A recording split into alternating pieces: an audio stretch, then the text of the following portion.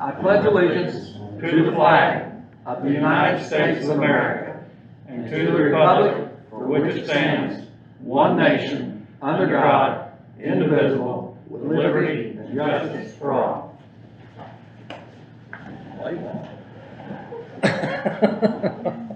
Yeah.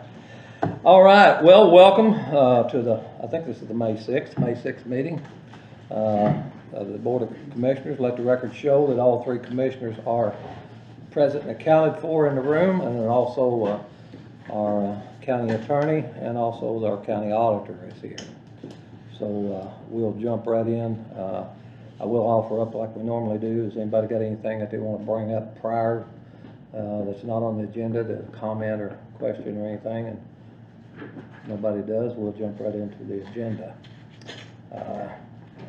Again, I'm going to leave my mask down so I can speak a little bit better, but we are trying to adhere to the recommendations to follow when I go in and out of places to have this on, so we just want to make sure that everybody knows that. First up is the health department update, and we need to get Andrew, her number is there on the, Do you have her number? right there it is on the. just Yeah, hang up that hit speaker. The 9-1, then the number.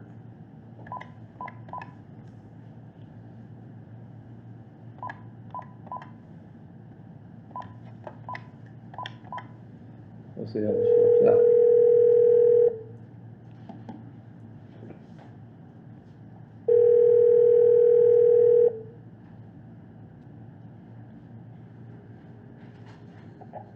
Hello? Hi, Michelle. Hello? Can you hear me? Yes. Hey. Can you guys hear me? Yes, we can hear you fine. Perfect. This is Bob, and we're just calling on your health department update there. If you can kind of fill us in where we're at and how many tests that we've done this week and so forth. Sure. So really the big thing this week was, of course, our two businesses that the ISCH came in and did strike team testing on. So we did about 1,000 tests from that. Of course, not everyone is a Scott County resident. For those that work, at Morgan's, they have a lot of people that live in Jackson County and some Washington and even some in Clark. But a majority of them are Scott County residents. So we'll probably see an increase in positive cases here going into the weekend. And then today also started the Scottsburg Armory testing, which is a partnership through Optum Health Services. You do have to have an appointment for that, but it is free. We've been told that the wait for that, based on the appointments, is now May 24th. So I'm not sure how accurate that is. That's just something that I was told. So I'd have to go in there and try to make an appointment and see. But another option for testing in our area is that the ISCH is doing drive-through testing like they were doing in Sellersburg and Seymour until Saturday. So that's always a good option for people because it's pretty quick. Let me ask you, Michelle, on that.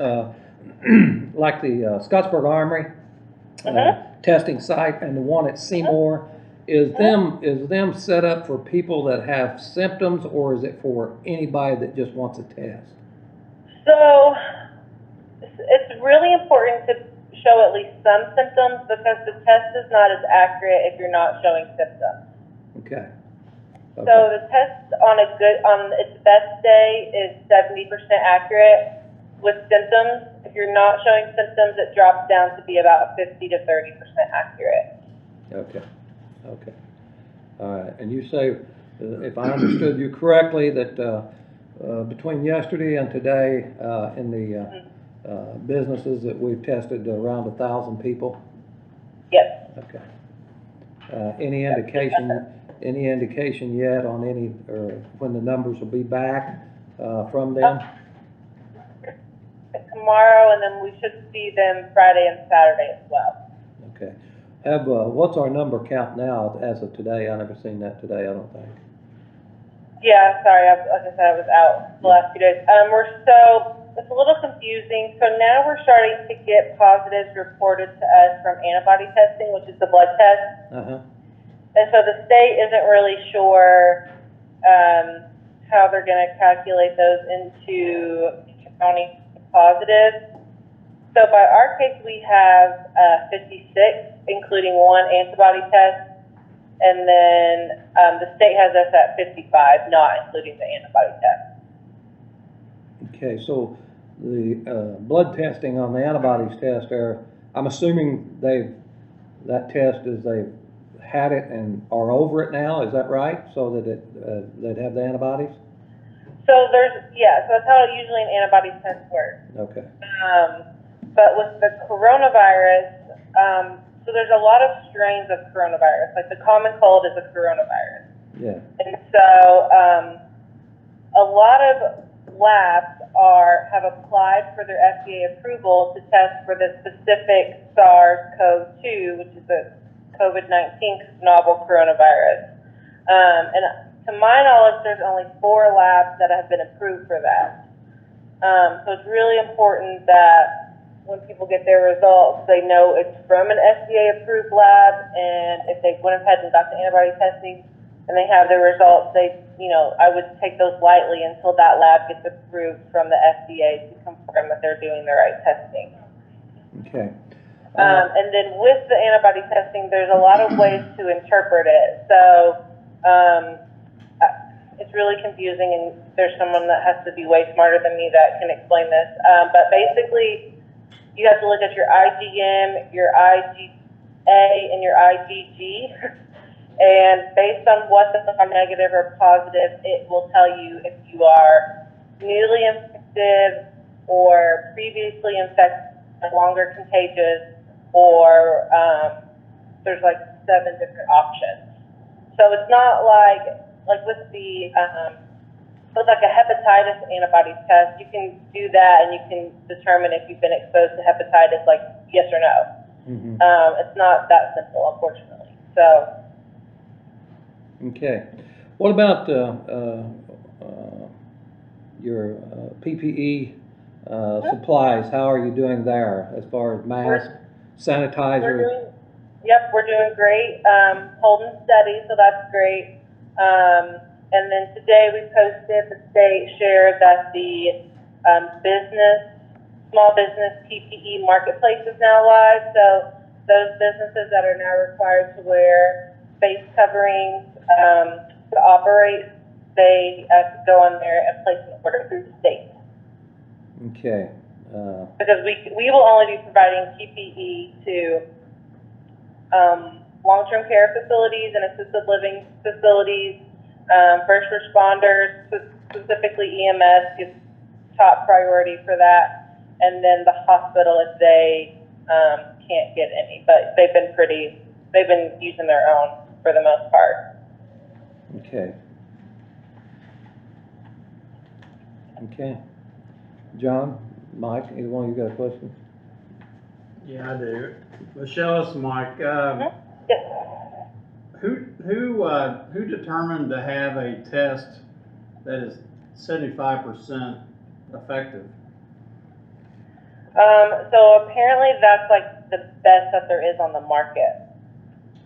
Like that's the best test that's been made ever. From what my understanding, from like what we hear on like our state calls and from the CDC, like that's just the best that there is available to buy.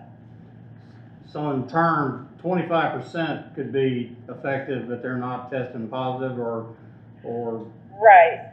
And so that is why now they have the option that a provider, if someone has like signs and symptoms and the test comes back negative, they can still report that as a clinical positive.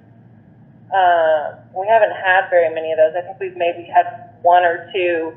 And so what you do is you basically send it to the state to say this is their negative test, but based on their signs and symptoms and the other labs that I've drawn that shows that they don't have a high white blood count, so it's obviously a virus of some sort, the state can look at that and review that and then determine it to be a clinical positive case.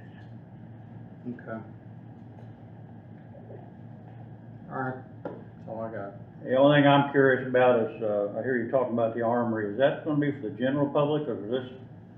Are we doing- Yep, that's, for anyone, you just have to make an appointment, so. Okay, and the it's tents for- I'm seeing at Multicolor, and that's just for their factories? Correct, yes, Okay, all right. yes. The general public is at the Armory and the, at Seymour High School until Saturday. Well, apparently at the armory, they're going inside. I don't see tents there. That's why I was curious. I really don't know since today was the first day it got started, so I haven't heard if it's drive-through or on-site, so. I didn't see anybody down there today. That's the reason I was asking, because I thought they were supposed to start today. I know some places had a little bit of a delay getting started, but that's all that I've heard. But I haven't heard that directly about our side. I just know some of the armories had some issues getting started. All right, thank you. Yeah.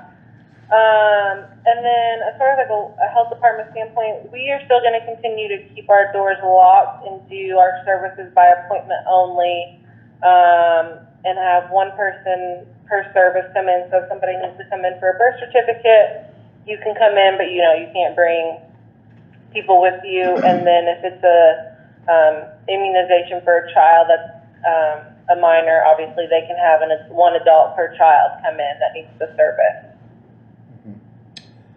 And I think we're going to touch on that here shortly anyway, about what we, as far as the county we're going to do. So, yeah, and that kind of coincides with what we're looking to do right now, other than the fact that we, I think, may be looking for people to come into these. Do you require anybody coming into the health department to wear a mask if they come in? Yeah, so we will ask people to wear one. Obviously, if they, you know, refuse to or don't want to, we can't make them, but we're asking people to wear them. Sounds good. I got it. I don't know that myself, I'm gonna probably argue that point where, if they wanna come in, they would wear one.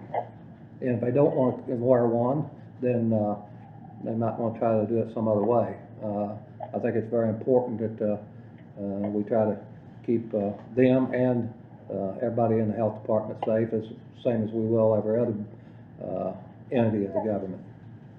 Yes, for sure. Businesses, they've had people that have like had medical reasons like claustrophobic or COPD or something like that. So, like if somebody has that sort of issue, I don't think I'm gonna push it, but, you know, we're gonna all, you know, hopefully everyone will be compliant and wear a mask in.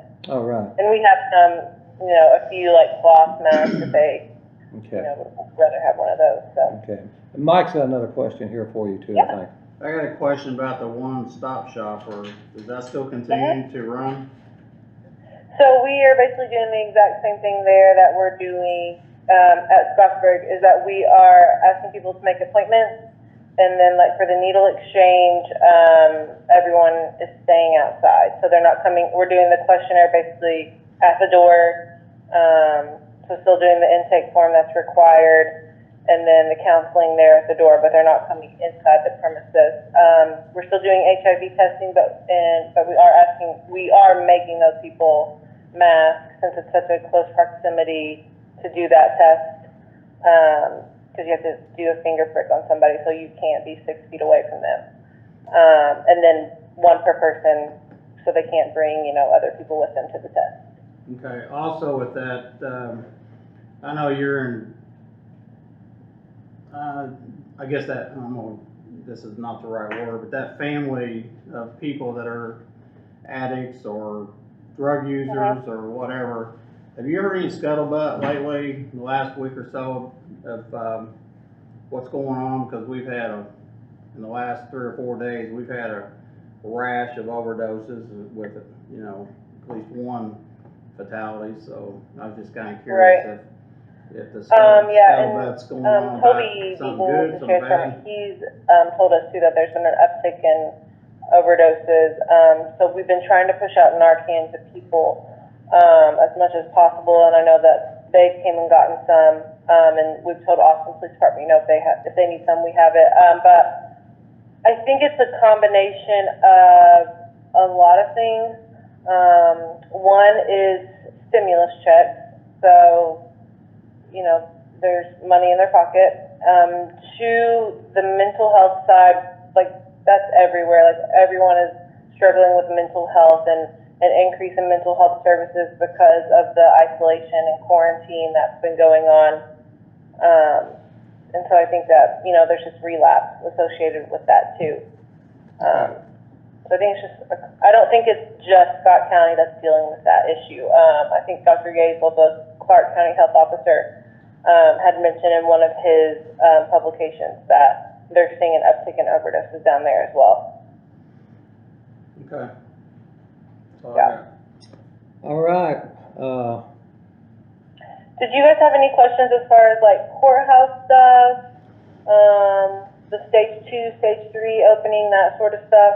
we're, you know, what I'm looking at is again, what is the governor has basically said. Yes.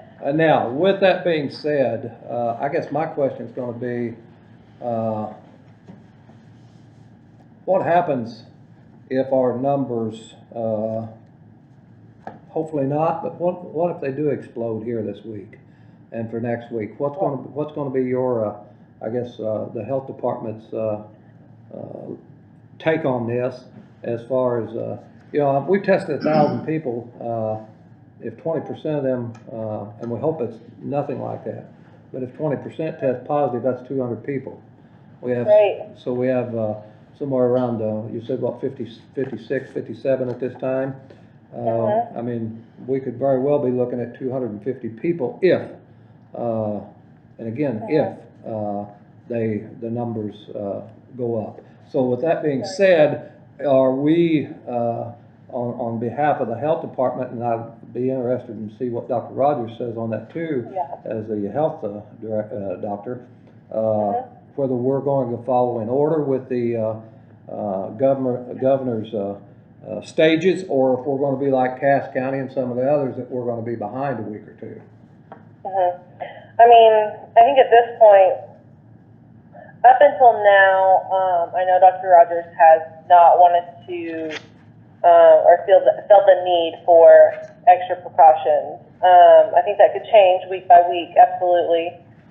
But the state is also making it known that with more testing available, especially having a test site in your county, that you're probably going to see more positives. So I think Dr. Rogers would probably look to the state to see like what's the threshold, like, you know, to know like if it reaches a certain percentage of our population, do we, you know, start putting in more precautions and taking steps backwards, or do we just continue on the governor's plan? But yeah, I think Dr. Rogers is kind of the person that we would need to have in on that conversation. Back to that. And I can set that up if you guys want me to. Back to that, Michelle. Back to your number of 55 versus 56. If we get, because, you know, I think we'd all be fooling ourselves if we thought the more testing, you're not gonna get more positives, because you will get. The more you do anything, you're gonna get more of, but the percentage could be different. On the 56 and 55 number you gave earlier, if we start getting testing and they're getting tested and they test positive for an antibody, is the state saying that those tests are a positive test, or are we locally saying those tests are a positive test? And if so, that's a person that's had it, got over it, went on, moved on down the road, and aren't showing any symptoms anymore. So, I mean, it's almost like a false positive. Right. So that is, so with the one we have now, what we did is we got the lab, the doctor's office reported it to us, we got the labs from the doctor, and then we uploaded it into the state system as a clinical case, like I was talking about earlier, how a doctor can determine a clinical case even with a negative swab. And so we've uploaded it and then it's under state's review now, how they're going to proceed with it. So they haven't accepted it or rejected it. So with every case, it'll just be case-by-case basis. They may, you know, reject one and take others, or reject all. We don't know yet. So technically, our numbers could go up, but those people aren't infected technically. Right. So the number that's on the state map that the state updates every day are positive nasal swabs that have been done, clinically. So they're confirmed positives is what they call them. And so they're not the clinical positives of they've had a negative test and, but still showing signs or symptoms or had a positive antibody test. I think as antibody tests become more popular that the state's gonna create some sort of measurement or visual aid that will list those out somehow. Just like they've done recently with like they've allowed physicians to go back in and determine someone who died of COVID, even though they couldn't test them for COVID, but they think that they died from COVID, like that number is now listed on the state website for people. I think it'll be something like that.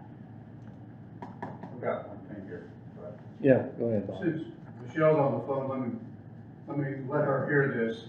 Because of Michelle and because of the sheriff, but first of all, Michelle, we're gonna vote outside in a tent. And, Oh. Missy has set that up. She has gotten with the election board, and it comes, it's later on the schedule, but I wanted Michelle to hear this. So, the sheriff's got a tent that you've seen over there, so we can vote in the tent, and not have anybody in the courthouse. So, and Missy's got it fixed up with her election board, and so it's all, and she's hooked it up so the IT part is gonna work. She can hook into the Wi-Fi, I guess, from her office, she says. That's the first I heard about this, but. Oh, really? Yeah. Well, she says it works. I will make sure it works. She The says it pressure's works. on. She says it works, and you can set up a cord if you had to. Yeah, Run it up. we'll make You're sure. talking it about works. early voting? Yes, yeah. We have to do that soon, but it's all gonna be set up to be outside. It's And I just one talked to week, Missy, isn't that she'll right? tell you, and Michelle's the one came for the idea. Yeah, just 1 week, Yeah. yeah. So thanks, Michelle. Yeah, thank you for Yeah, no problem. All Uh, the testing that was done the last 2 days was outside, so anytime you can do anything outside, I think that's preferred right now. So just for better ventilation and stuff like that, so. okay. All right. What was that? I'm curious about something, Michelle, if you can hear me, it's Yeah. John. I know we're focusing on multicolor and Morgan's, because that's Mhm. what's happening in our county and what's on the news. Is this issue happening in a lot of factories over the state, or are we the exception? No, so we were actually one of the more smaller testing, sites, you could say. Like, they did Indiana Packers, which I don't know where that's at, I can't remember where he said that was at. But they did like 2,500 people there, and then of course the Tyson plant, they've tested multiple people, or they've tested that plant multiple times up in Logansport. And then I think a few factories up in Lake County where they're getting hit pretty hard. There's some in Columbus too, I don't know what the. Okay. So yeah, and they're really trying to focus on those industries that have been open that are essential to the infrastructure. So your food, Multicolor makes labels for a lot of things. So of course things can't go out if they don't have a label. So like a mom and pop shop or, you know, someplace that's like decent size, like 300 people, if they're not essential infrastructure, they're not going to be high priority to get tested. Okay. Michelle, I'm going to ask the question here as we go through this, and I'm looking at the Back on Track Indiana, and stage 2 of that is May 4th through May 23rd, is what I'm understanding this. And as it reads, and I guess where I'd like to rely on the health department and Dr. Rogers on some of this, as this reads here, it talks about county and local governments can determine their own policies, whether or not we need to follow this, or we can make ours a little more stringent if we need to. But one of the things it talks about is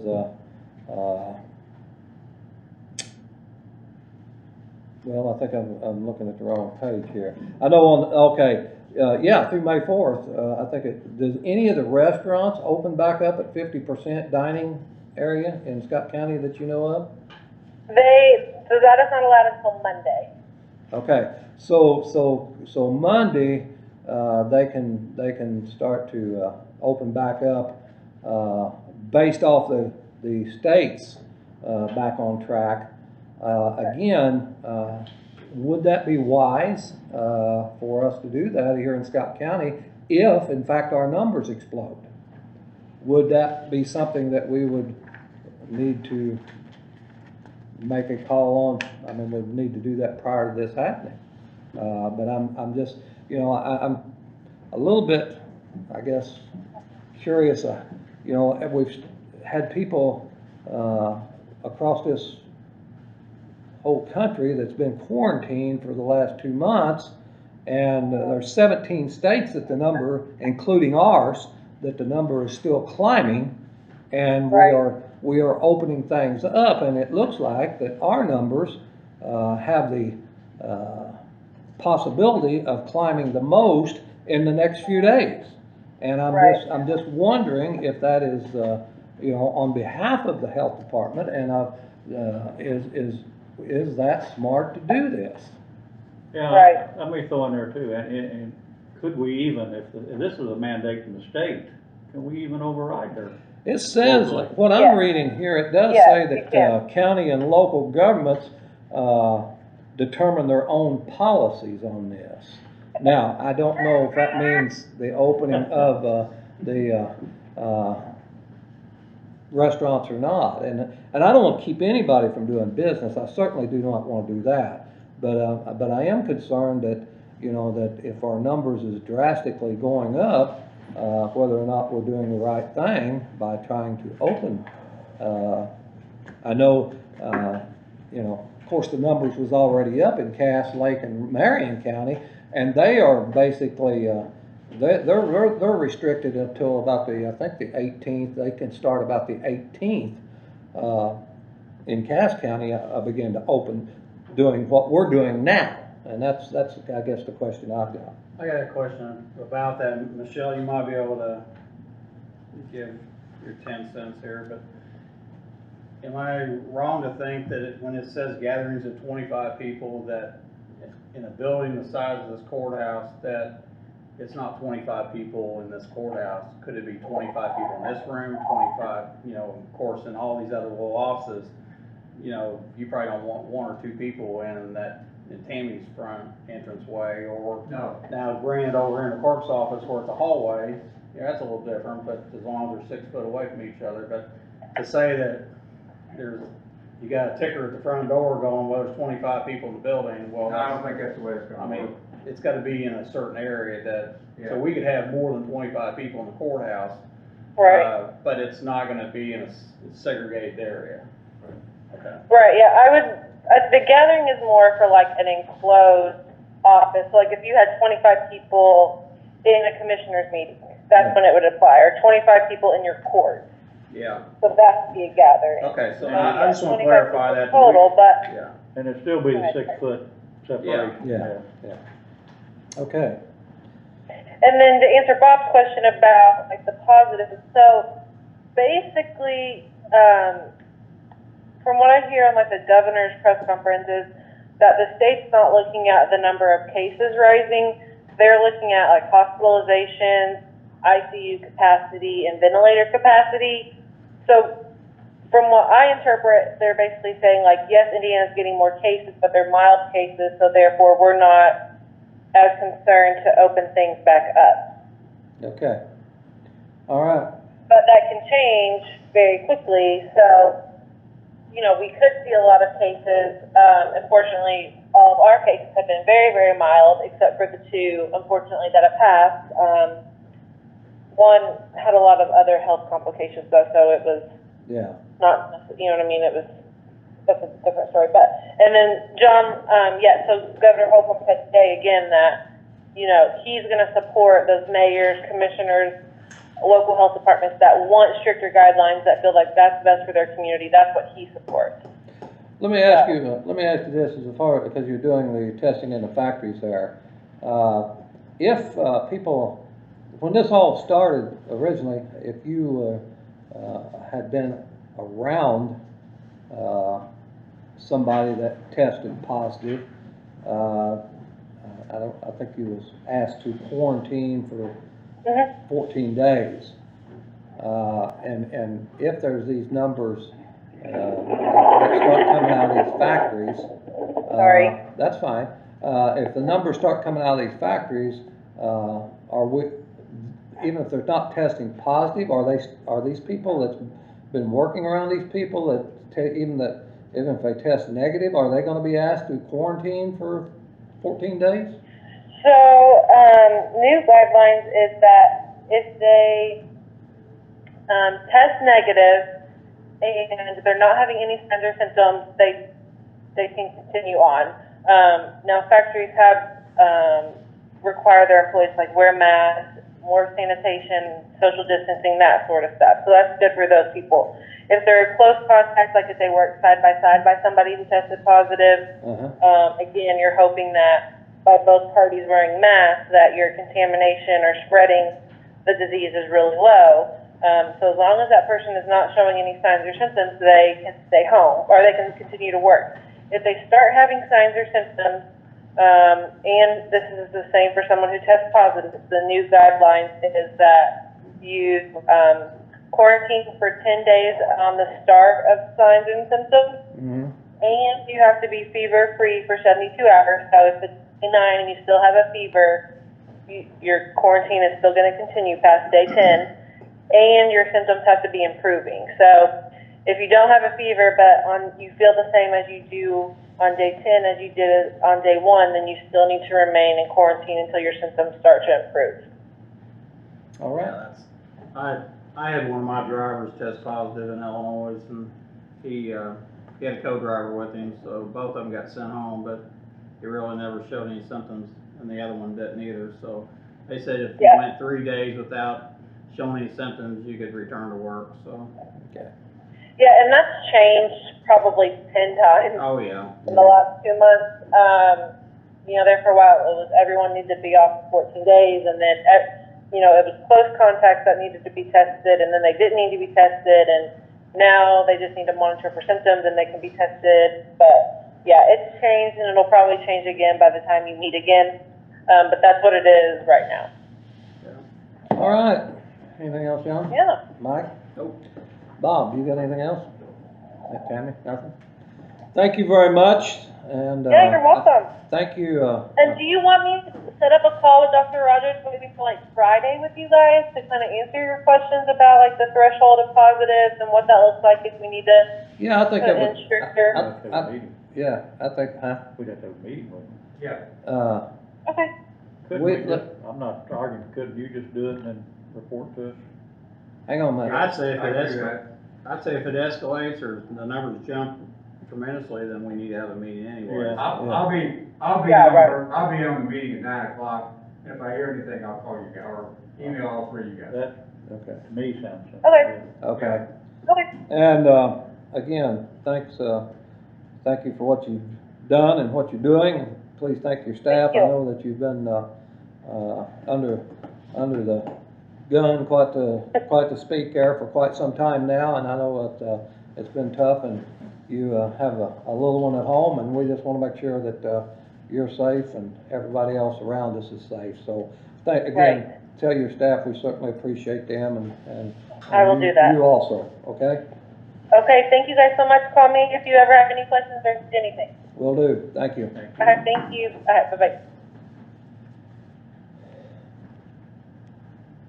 I think it's all. You can just hang it. Yeah. Okay. All right.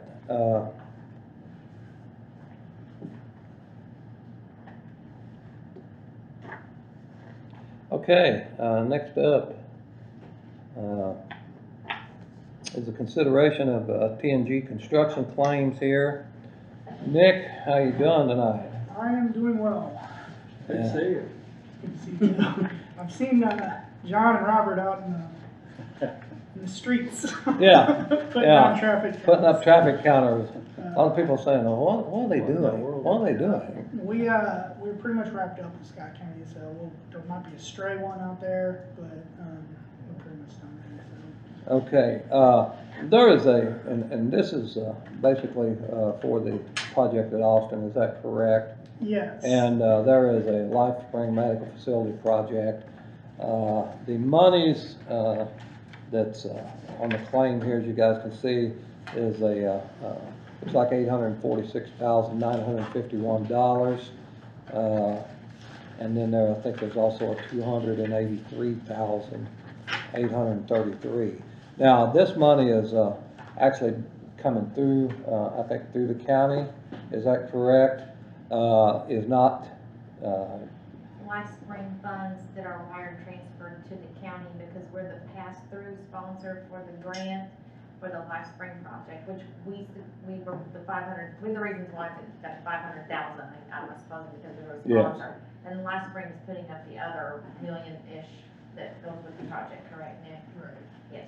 so basically, we still got, because it is coming through here, but it's again, their monies, it's just coming through for this project, so we just need to approve the claim. Both claims, one in the amount of $846,951, and the second claim is in the amount of $283,833. So, We're talking out the Futures Unlimited, aren't we? Is that where I'm sorry. were you talking about the Futures Unlimited area? Is that where we're talking about? Yeah. yes, Okay. yes. Okay. I'll make a motion to accept it. I'll make a second. And I will make it unanimous that and that was for both of them, correct, Mike? Yes. That both of them, okay, and John, so, motion unanimous made. Okay, and then, also we have a change order, For that project as well.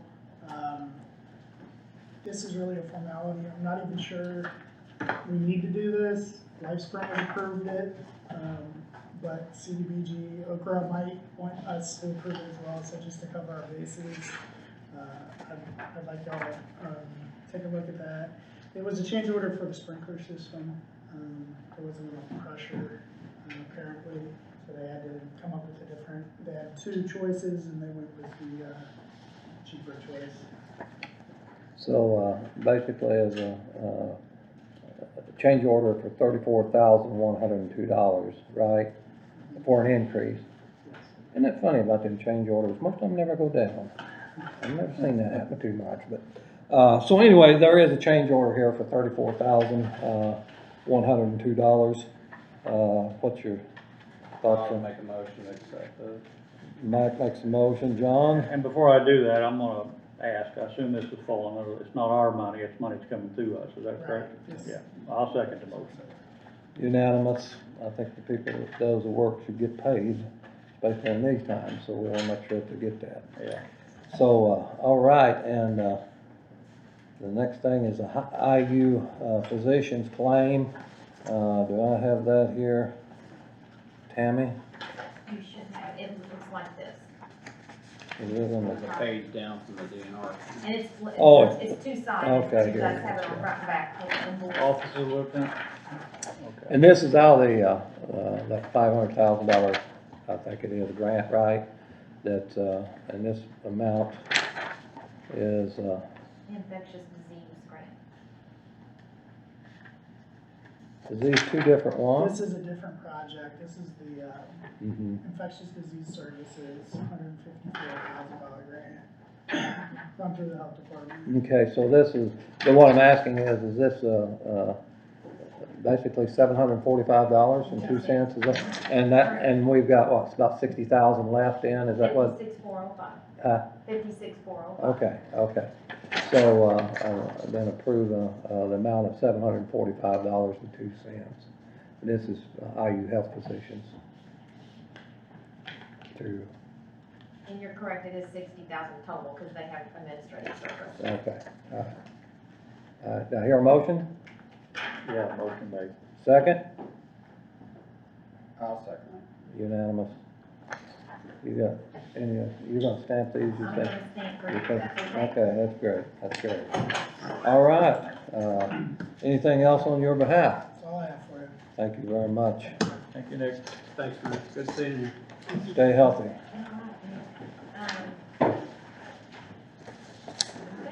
Alright, and you give me the change order thing this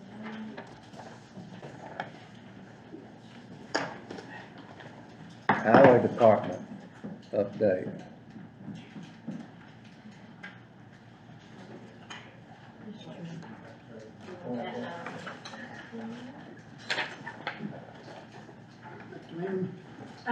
First thing up is, it's time for the bridge inspection renewal. We had 3 companies that applied, USI, Jansen and Spawn, and HWC. There's an example scoring sheet on the back page there. But the scorings as followed: 180 for USI, 15 for Jansen and Spawn, and 120 for HWC. My recommendation is to go with USI. I'd need that in the form of a motion. What happens after that is these scoring sheets go to NDOT. They make sure that these companies are legit, especially the one that got awarded. Then we would start price negotiation. So you're not really signing a contract yet. All you're doing is sending this information to the state to make sure that they are in fact a state-approved engineering firm. And if they're not, they would have to They will reject kick it out, correct, We'd have to start over again. correct. And this is because, was it United decided not to? United did not Yeah. apply this time. The state has changed the stipulations on the inspections. They've moved up a lot of dates. And, the last time Jack was here, he actually took me out in the hall and told me that they would not be, Okay. applying this time due to the new stipulations and the Okay. timeline. Oh. We have worked with USI before, Mhm. a little bit on Boatman Road. We have not worked with Jansen and Spawn. HWC actually has our sign inventory right now. So, Was Jansen and Spawn the one that the guy showed up the last meeting? yes, sir. What about, now, when you, I'm trying to understand what you just said a minute ago. You're gonna send, if we go with your recommendation, Mhm. then that's gonna go to the state. Yes, That's still, they're not under contract, correct. but now that opens up The s- negotiations, you said. If the state approves that they are a legal engineering firm with Who you gonna negotiate with on, I mean, Then at that we point, ne- will the state send us a approved list? no. Or- I mean, I'm not following Okay, this. that See? we send this up and say, we send all 3 scoring sheets up. And we Okay. say that you all had a meeting and that I recommended and that you approved the recommendation. Mhm. They verify that they are legal and everything's fine. Then they will send an email to me stating you can start negotiations. With the engineering on the bridge inspection, just because they say they're gonna charge you $5,000 a bridge doesn't mean you have to pay it. Okay, When you start bridge inspections, you are literally in negotiation for the price. Just because they throw you out one, you don't have to agree. so the negotiations are not pitted against each other, basically? Correct, it's us It's and us against, USI. okay, I'm following you Yeah, now, okay. yeah. Cause I was We kinda pick the confused. engineering group and then we Yeah. decide And- back and forth what we're gonna pay. Correct. And the state helps you because there are some firms that can, Well, we could actually Rip you. go off of what we were doing before. Correct. So, Yeah, correct, okay, so, alright. yeah, All right, at that point, I guess, I'll make a motion to accept Jill's recommendation for USI to be sent to the state. all right, Mike has made the motion to accept her recommendation to go with USI, and do I hear a second? I'll second that. I will make that unanimous, and I will say, I hope, I was very pleased with United through the years. I was too. and They've I'm- been I'm- really good to us. They've, so on behalf of them, I'd like to give, throw some kudos out their way to say that, I think they've done a very good job for us, through the years, and, if they chose not to do that, then that's, I understand that, but, I was very, very pleased with them through the years. They've been good to work with. Talking with Jack, actually, he says your bridge is in good shape. yeah, So, we are very I mean, lucky. we've done something where whoever built them originally. Well, every time they did a good give, job. every time they do the inspection, they give you a list of what you can do to fix what's wrong before they actually print the book. And so we always try to go out and do that to help out. The next thing on is they are going to be starting the project on, 56, Yeah. to close down 56 by the, apartments, Cannon Apartments. So, here's a map for each one of you, that's actually John's district, but, I'm basically asking tonight for the start of a decision on what we're gonna call, but not call the bypass. It is scheduled, it was originally scheduled for completion on 8/7/20. That could be off just a little bit because of COVID, but it will be done this year. At this time, they're stating it's gonna be closed for 30 days. It's not a bridge, it's actually just a box culvert, so it could get done earlier, but weather and all that plays a factor. Not the same county doing the last one, was it? Actually, I wanna say O'Mara got the contract for this, so I don't, Cause last time they were Right, wrong, right. something and after they already this pulled one it is, out. this one is this big compared to that one. So, I do suggest though that you guys, and I don't know, Bob, if we need to make a motion or not, but I do suggest that we put, wherever you're gonna do this, we put the no semi allowed signs up on those roads too. And I think you did make a motion last time. I think, Bob, I gave you a list of the roads. But that helps. So technically, if we're gonna tell somebody you can't put a semi on Boatman Road or Correct. Lake Road South or Correct. whatever, you're going to, you might as well put a sign in Salem saying, no semis allowed this way, because Well, they don't have any that- other place to go. The state's responsibility is to, at the nearest state road, to put, Yeah, but I know, I'm telling you, the Okay, last I time know. they. But we could put them up too, couldn't we? sure. Yeah. I mean, The we last can't time- in another The last time county, the state put up something that said no, that they put a road closure and said, they didn't say the semis couldn't go that Right. far, so they go so far, and I'm in the trucking business, they go so far and they can't go any farther. Right. I mean, they have to go that way because now they're committed. but, right, So, you know, just like people out there on 256 Right. driving down Harrod Road on a semi, you know, once they're committed, they can't just turn it around, so, and we can work with them on that, on putting something. Yes. But what are you thinking? Well, he just said it right there, my first thought was, Boatman down to Taylor probably, and then South Lake over back to, Lake. But semi would have, I think, real problems making the turn at Lake and Lake. that, Yeah, it's, I mean, that snake. but the other way, to me, just seems like it's as bad or worse if you go Boatman the other direction and all the way back into, 56. Might be easier, but it'd be, Well, we can share the bypass with the city like we did for yeah. Main Street, so, you know, we can take them Yeah. out past the police department Weir Road. and up Weir to Boatman. You don't wanna do that. There's no way you're gonna turn it. Semis, You're not, This isn't for Well, semis. I understand I know that, but they're gonna go there. They're gonna go there. To They're me- gonna go the way they're gonna go no matter what. To me, if we're gonna talk about this, it'd be all the way back to 56.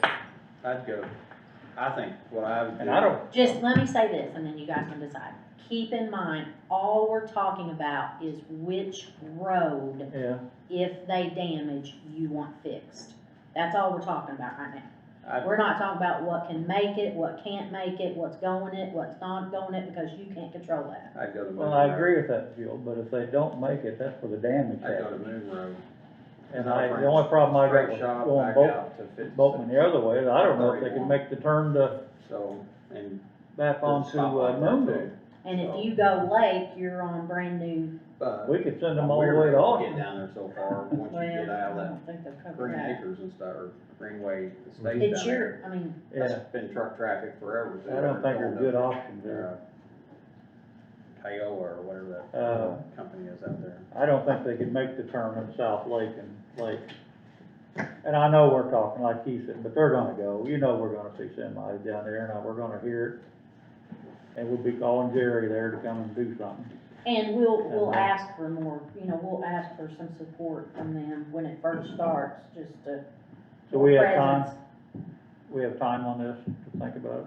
I'd say not. No, I need to know what you want that to be, because it just goes in a contract. Once it goes in it, if you change your mind, you don't have to sign it, but they're ready to get the paperwork ready. Yeah. But what you're asking right now is I know we're talking about truck traffic, but you're talking four-wheel vehicles and motorcycles and whatever. I'm talking about the road. I understand, Yeah. but where we're talking about with semis, and that's where, car traffic on Weir, Moon Road, or Lake Road South, or whatever, is not gonna tear roads up. It's gonna be your truck traffic that gets off there. For So 30 The days. shortest route. would What's be- your suggestion? What's your thought? Well, I told him, Oh, I wanted to go out by the police station, that's Weir Road. yeah. You're wanting to go, no, you lost me. Jerry, go Where would ahead. they turn off before they got to police? You're talking about if they're coming this way. I'm talking about if they're coming. Both, they're gonna go Boatman, both, I'm keeping them on the same, I'm not going east and west. So they'll go We gotta keep them on the same Boatman route, north to Weir, to Weir, Weir. up Weir, and then you get city property. it's Lake Road South or Lake Road West or I something. don't It's know. weird. I mean, you might be right. That just. It's right past Walmart. I and don't- come up but- stop It's the sign. shortest, But it's the the Weir Road is also narrower. I mean, Again, it's not up to me. Under- I tell you what I want, I know. but you can make I a mean, call. I think that I heard Mike and John both here, and I kinda agree with them. I think I think the most logical route would be, if you're gonna bring them down, take them down South Boatman to, what was that, West Lake Road? or Thomas, Taylor, either one. You can Well, fly if you- off there. They'll if- go both ways. I think if you took them straight down to West Lake Road, then that would be a better straight shot all the way back to 31, wouldn't it? I mean, I think It is, except for I don't think, with a car, I know we can't talk about Yeah. trucks, but I know a truck's gonna be coming, or I don't Sure. feel they can make that turn. They won't make the turn. And then we're gonna They all won't be make out there any, going, they what? won't make any of the turns that's Yeah, they available. won't. They won't make the They'll be in Weir the Road ditch turn. at Weir Road, they'll be in the ditch, Correct. they'll be on the ditch and Moon Road, so. Well, the shortest way, like what you said, the shortest way. The only place they would never be in a ditch, and I would never say this, cause now you're gonna shove them off on Austin, is to go all the way through past Jackson Heights and come up to that truck stop out there, Yeah, and but- it's a big turn and everything out there, but you're shoving our problem on somebody else, and I wouldn't do that, so. And they'd need a rowboat sometimes to get through there. So, Yeah. That's what I'm saying. Yeah, yeah, it could turn into a bigger problem, so I think, myself,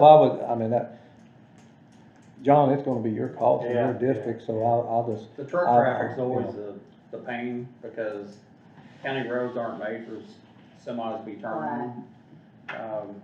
And there's not a turn any place that you're gonna make it.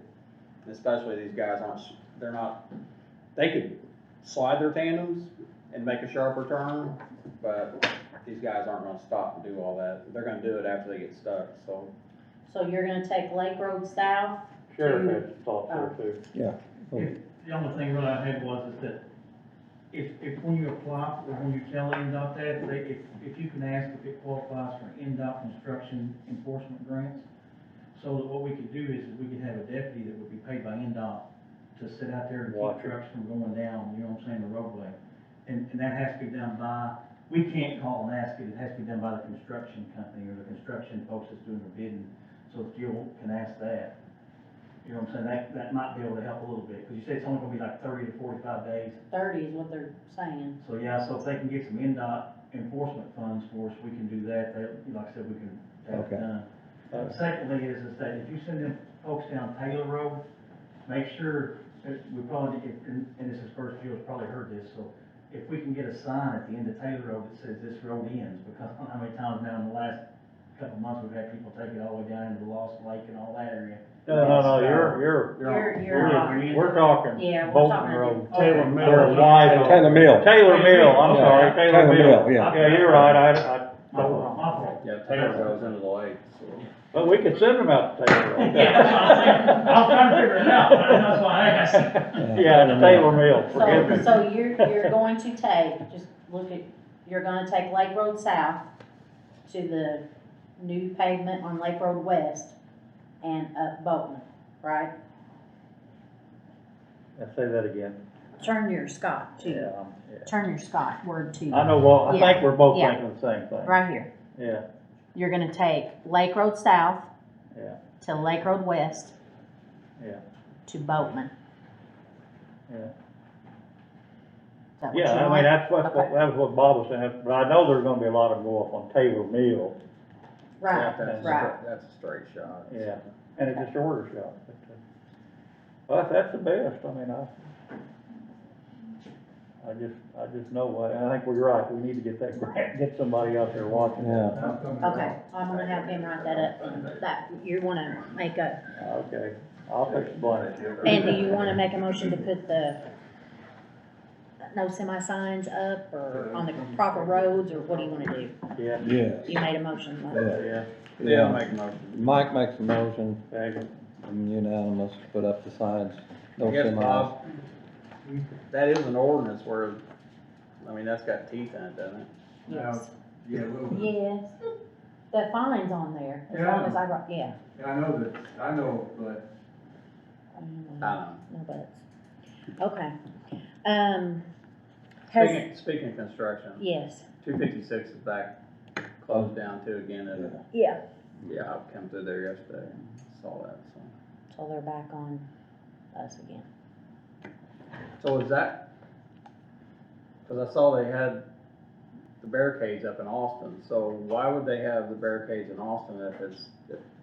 Same thing like Same that. thing Come for over the state Salem, road, State that's road. their nearest state road they could get to without going a Yeah, but semi. they've got a block, I I mean, know, we went through, I know, but that's the only thing I can answer.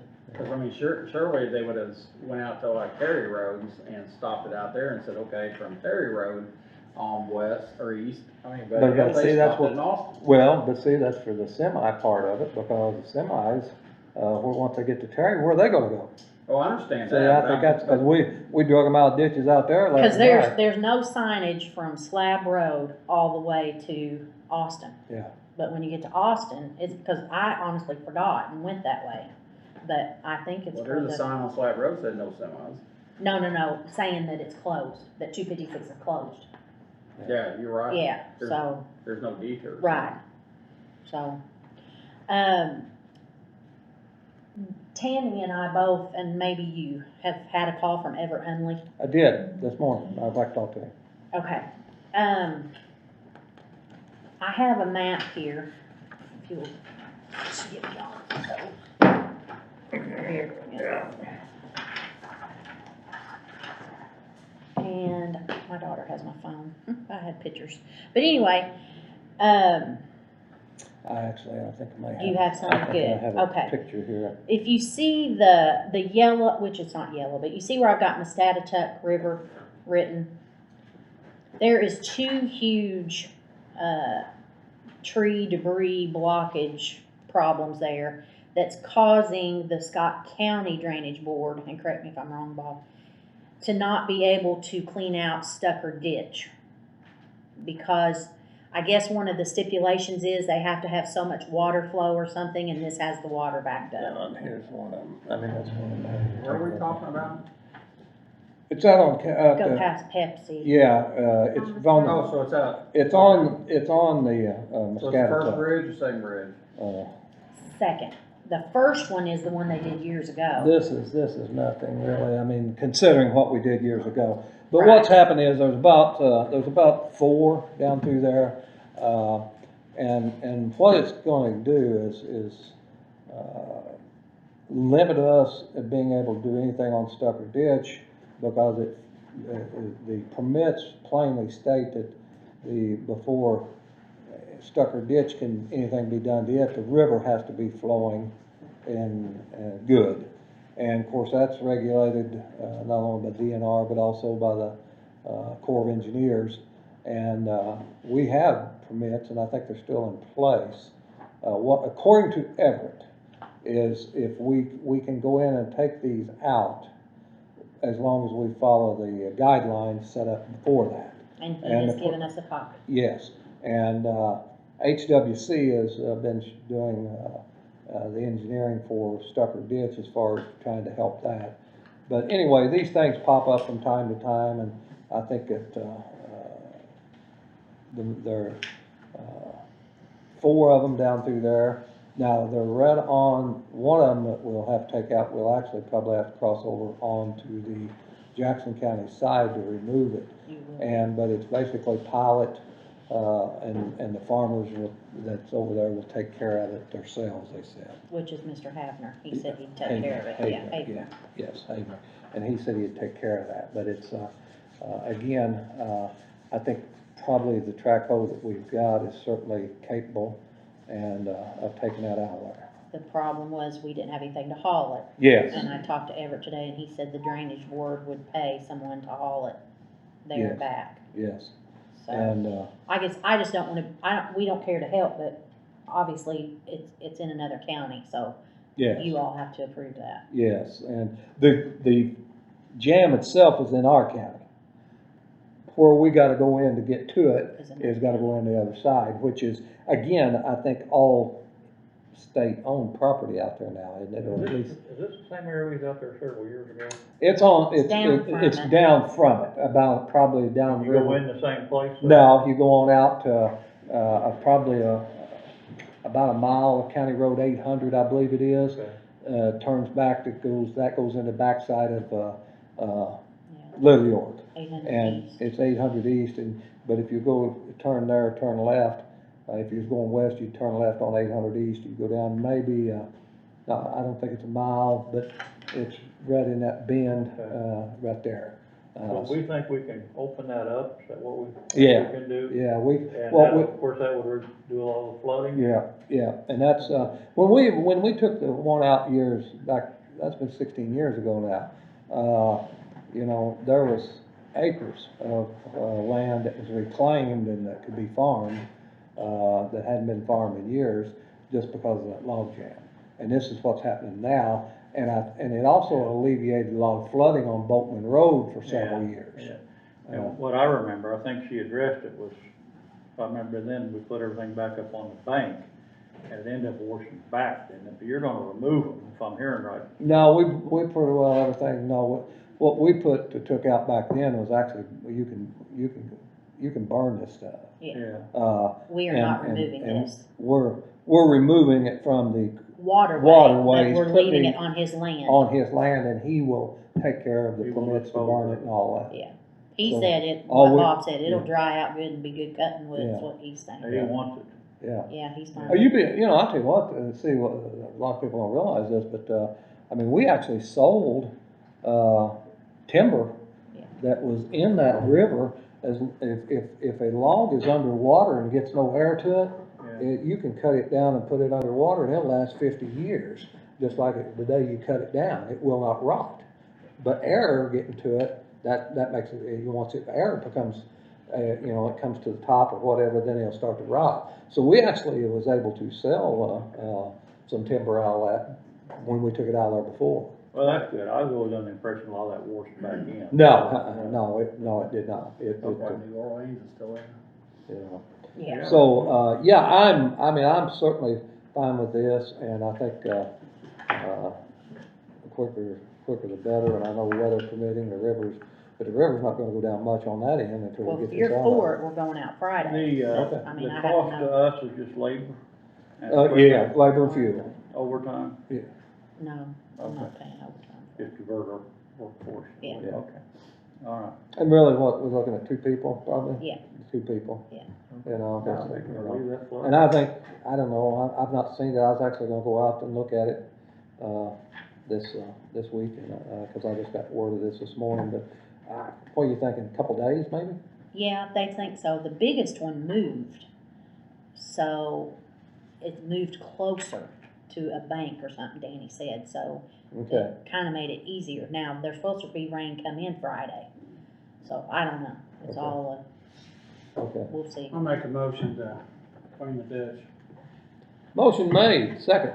I'll second. Let's go get it. Come on, second. Also, Monday, the sign inventory that we got the grant on, that they'll go around and place all the informational signs, not street signs. That company will be here Monday and be out in the county. I'll put a post on Facebook, and when they arrive Monday morning, I'll take a picture of their truck, and we'll put on Facebook just to let people know that that's who's out in the county, because it'll be like a swarm of bees. I mean, they'll just send out different crews everywhere. And there informational signs? Yeah, like curve sign, a bridge marker, stuff like that. I second the motion, but I kinda wish I'd ask you a question first. Are there any Oh, sorry. papers we need to sign and do some things first? Any You can legal plan time. issues? Any legal issues? We go to another county and do some work, we have to. You're talking about, he's talking about the river, like The that. river. No, No, no, just, we wanna ask them for it. yeah. Yeah. We're just No. using their right No, of way. it's not like It's a private. interlocal agreement or anything for that. Okay. There's no- Property owner, we don't need nothing. Right. Okay. And the drainage board's contacted the landowner. Oh, yeah. Correct, yeah, oh, he's yeah, got all yeah. kinds of papers. So it's, so we've got what we need. Yeah, Yeah, yeah, drainage board, we got everything. that we So need. if you get a Cover call, behind. if you get a call that people's out and taking signs or whatever, they're not taking the signs, that it's legit. That's usually done in the middle of the night. I know. Real quick, the last thing, I put a copy on your table and yours. I'd already given John his. I will put something again on Facebook next week, but, I want everyone to be aware that for years and years, I've tried to explain to people when they want to say their property taxes, or I pay taxes, I want my road fixed. This is the best document. I hate the reason we got it, obviously because of COVID-19, but this is the best document ever. Our revenue is based on, almost 75% is based on fuel tax. Mhm. This is, travel has decreased over 40%. So that means our funds are going to decrease over 40%. And there's talk here on the back, it's really gonna get scary for the highway departments. I do want to ask any and all of you, if you have contacts to the governor or our legislators, we are asking, as counties and county highway departments, that the 50-50 rule be dropped while COVID-19 is in place, meaning that when the state gives you a state distribution each month, you have to put 50% in your MVH and you have to put the other 50% in restricted fund. We are asking that that be lifted, because if not, the highway departments are not gonna survive this year through this. Because when you move that money to restricted fund, you are forced to spend it only on resurfacing a road.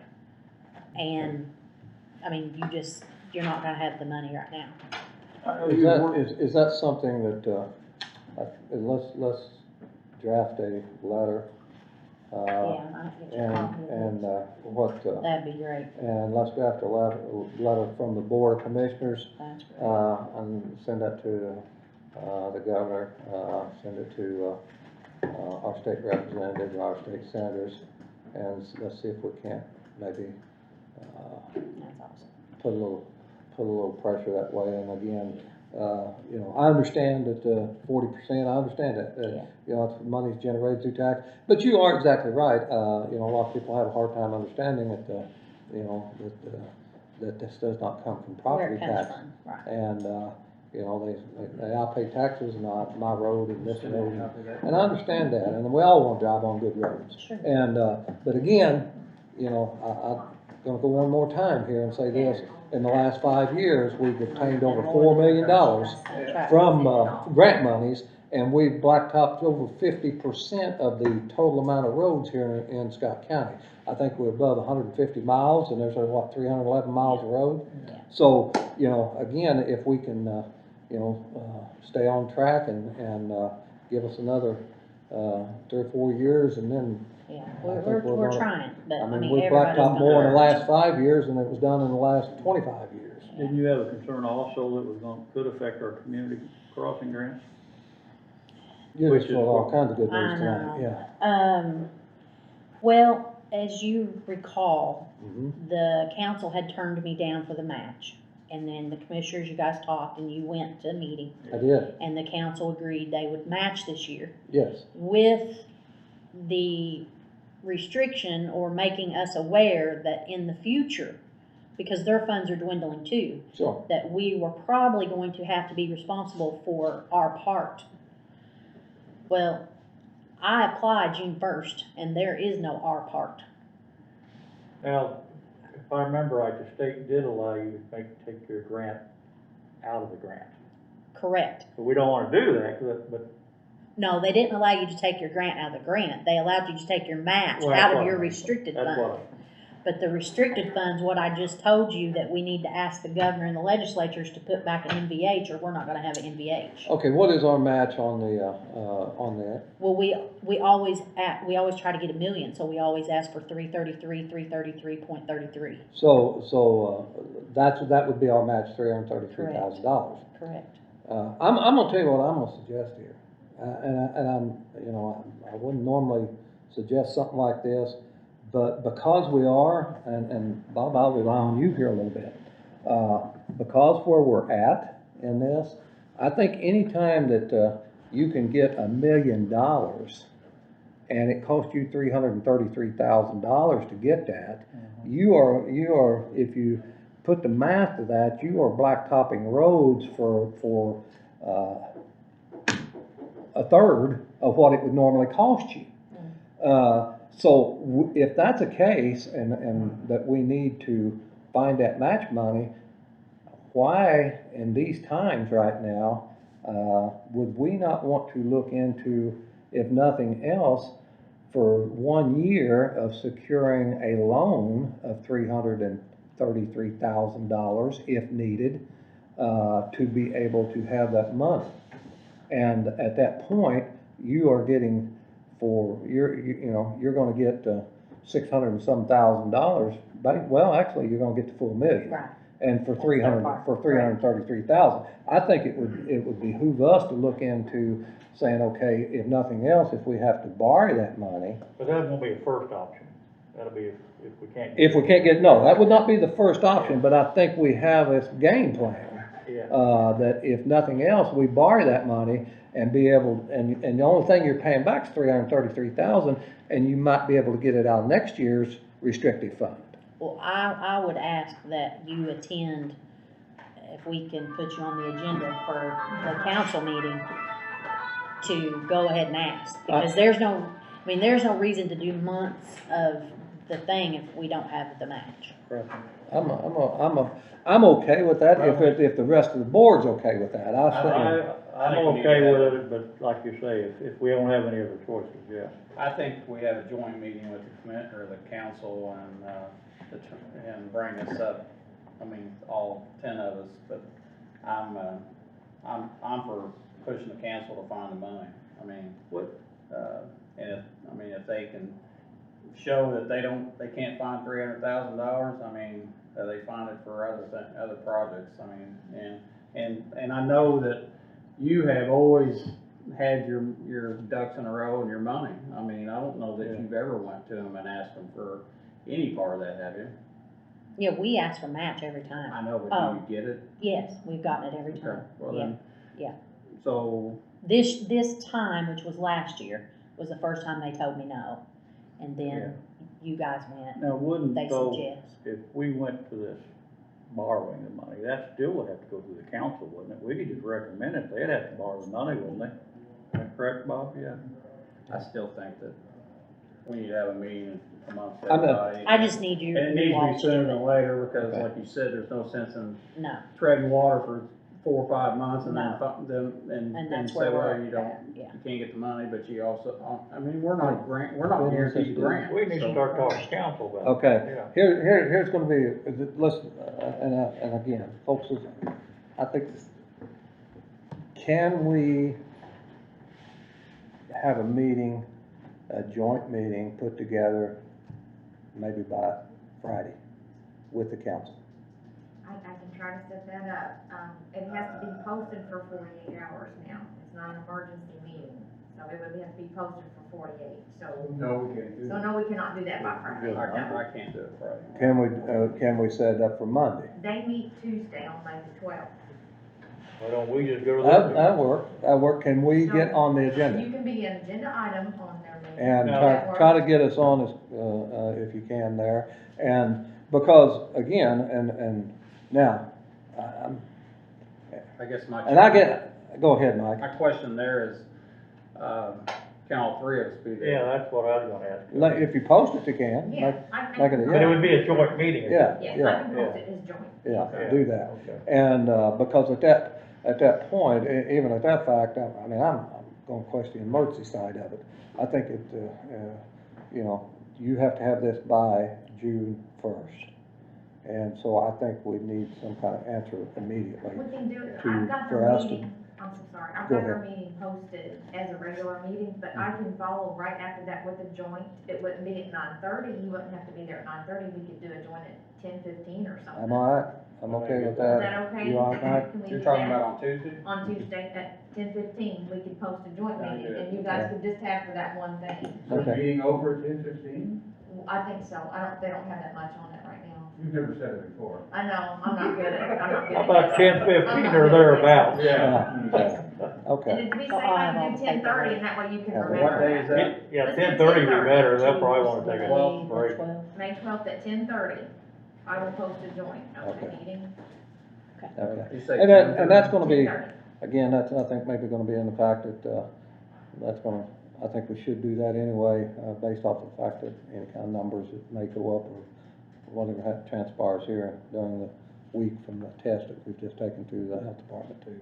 Okay. So, yeah, we will get everything, get our ducks in a row there. Anything for me? Yes, is Park Lane or Park whatever off of Peggy Lane, is that a county road?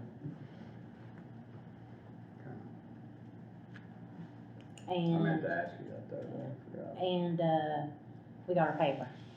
Yeah. I've seen pictures of that, yeah. And just 'cause you're a Kentucky fan, you could've bought something besides a cat. Where's Doug Harold? There you go, bud. I see you, Max. He's just kinda spitting at a minute ago. Anything else for me? I think that's it. So Yeah. we are definitely gonna turn off at both ends. I'll put, yeah, The reason I'm asking is I'm still curious about your wanting to go down Wheeler Road.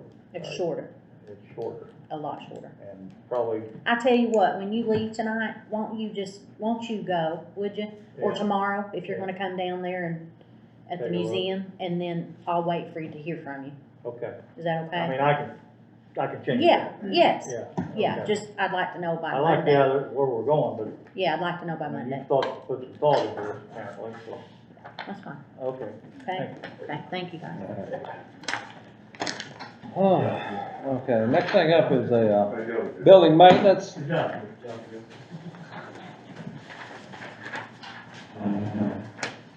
And, what I'm looking at here is a quote from Scottsburg Glass for, and I'm, assuming is this for, the auditor's office in the amount of $866. And that, is installed, is that right? And, do we have the money to do this with? Do you have the money to do it with? Yes, I think, yes. Yes, You he do? does it in his budget, yes. he Okay. does. And then, yes, and so we're all good with it, It'll be ADA compliant, we're gonna cut that. Hers is really the only one that will be, but we're gonna cut the, counter down, drop it down to where it's ADA compliant for a wheelchair to go up to if they need to, if they come in and do, disability age stuff. deductions. Yeah, so that we'll have a lower drop down in that one spot. Yeah, but all done before the courthouse gets opened back up. That's what we're hoping. Yeah.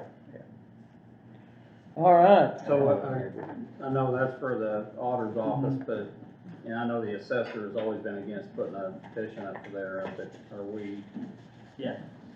we're gonna leave theirs like it is? And in that same vein, Marty, there's a request in your packet too, that she would like to have glass installed in the plan commission area as Oh, well. yeah? Needs to be bulletproof down there. We'll just get a quote for my return, get a quote. I'll call them tomorrow. She wants tinted windows. I wish, I wish they'd at least put the drop down plastic or something. Actually, why don't you have somebody make up, whether it's custard glass or something, a little thing that sits on their counter to where they can stand behind it, somebody. Do you got that guy's contact? That Super ATV, Super ATV? yeah. You had his contact though? Oh, I saw. So we can possibly call him, cause that's who got us the one down here for the security, and I just hung it from the top, got it attached, but, they got him at the jail. Just something that, if Just a somebody divider. walks up, they can stand here and that person can, whatever, Yeah, but it's absolutely. not a whole piece of glass. Yeah. Yeah, I'll call him tomorrow. Okay. But you might ask custard glass too, cause they have plexiglass too. Okay, I'll ask him. All right, so do I hear a motion for him to, Tammy, do you want this? You really want it? I really do. I'll make a motion. Thank you. I'm glad you're doing it. John really wants it too. Yeah, I do, yeah.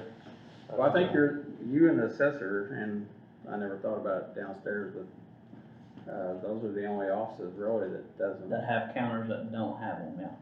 And I'll That people talk walk to out her to, I about mean. it. I'm Yes. glad you're doing Yeah, it. because like Purdue, they got that door, they don't have a counter, they just got their door. Yeah, but they have a glass. That's what I'm saying, they have Talk it, through there. John, you second? Second. I'll make that unanimous, again, Marty, or I'm gonna Josh, call them tomorrow. and have it out there see first about thing. getting a quote on that. Is that about the same size, you think? of what- No, that hers is actually gonna be smaller and Yeah. it's gonna be a lot A lot easier, cause we probably just want a single Yeah. slide through there, so theirs would be theirs would probably be About half 600. that. Well, Right. let's, 500, 600 bucks. yeah, let's see if they might be able to do them both the same day, because they're installing it, correct? Yeah, So- Perhaps the size that is currently in the recorder's office. Okay, all right. Yeah, get a quote on that and, you know, and I think we probably need to back up here just a second. If, you have the money in the budget for this, then can we say, Mike, with your motion that, if it's under a if certain amount. it's, if you've got the money, if it's under this amount here, that, Get both of to them get done. both of them Not done, to it's not- exceed, not to exceed what Whatever this that amount quote was is. here, because you said it ain't that big of a project, No, so it's gonna be less anyway, so, can we rescind that and make that motion read that, they can get both of them done, if in fact you do have the money? Mhm. And Like John, can- 1,400 or something, would that be not to exceed? I would, I'd say yeah, the I- other one or both. yeah, for that one to be no more than $860, so. yeah, so that way, I think we hopefully, get done, both of them done. for if not, we're gonna have $1,500. to, you're gonna be coming right back here to us again, Save and on we a can, service charge. yeah, too. we can do that in one shot and get it all. John seconds that, and I'll make that unanimous, how's that? That sounds Alright. good. And then the next thing, I don't know if you got the little packet or not, I but. did on the left here, Yeah, Yeah. so me and Andrew, Oh. so, Hawkins Industrial out there, we got a lift for the jail. A big scissor lift that we can go in and out of. We use it down at the health department to change out light bulbs. We've used it to run cable out there. It's a bigger one that gets us a little higher up and two guys can actually work on it. The one here, I was interested in a single man lift that we could use in the courthouse. And I had, I don't know if I got it here, but maybe not, but I had a price of the one, and it was, online, it's 6,000, and that one we can get for $1,900. So I have it, in the budget, I just have to take it to, council on Tuesday to get it, what is that? A transfer. They have to create A line item. create a line, cause for some reason, maintenance does not have a equipment line. Okay. Why, I have no Where clue. would you store this thing at? I'm sorry, Where would you keep it downstairs in the at? hall. Room to take it? Yeah, you can go right down the elevator, if it's right in the elevator, and we're gonna take it out, and, I'm putting an outlet in to be able to charge it. but we just pull it right down in the hallway down there. Is there any maintenance or issues like that? Or, I mean, you got, these things can fall apart too. Yeah, he does, the service on them, and he keeps them all up to date, But but we don't have to have a maintenance agreement with him, anything like that? no, no.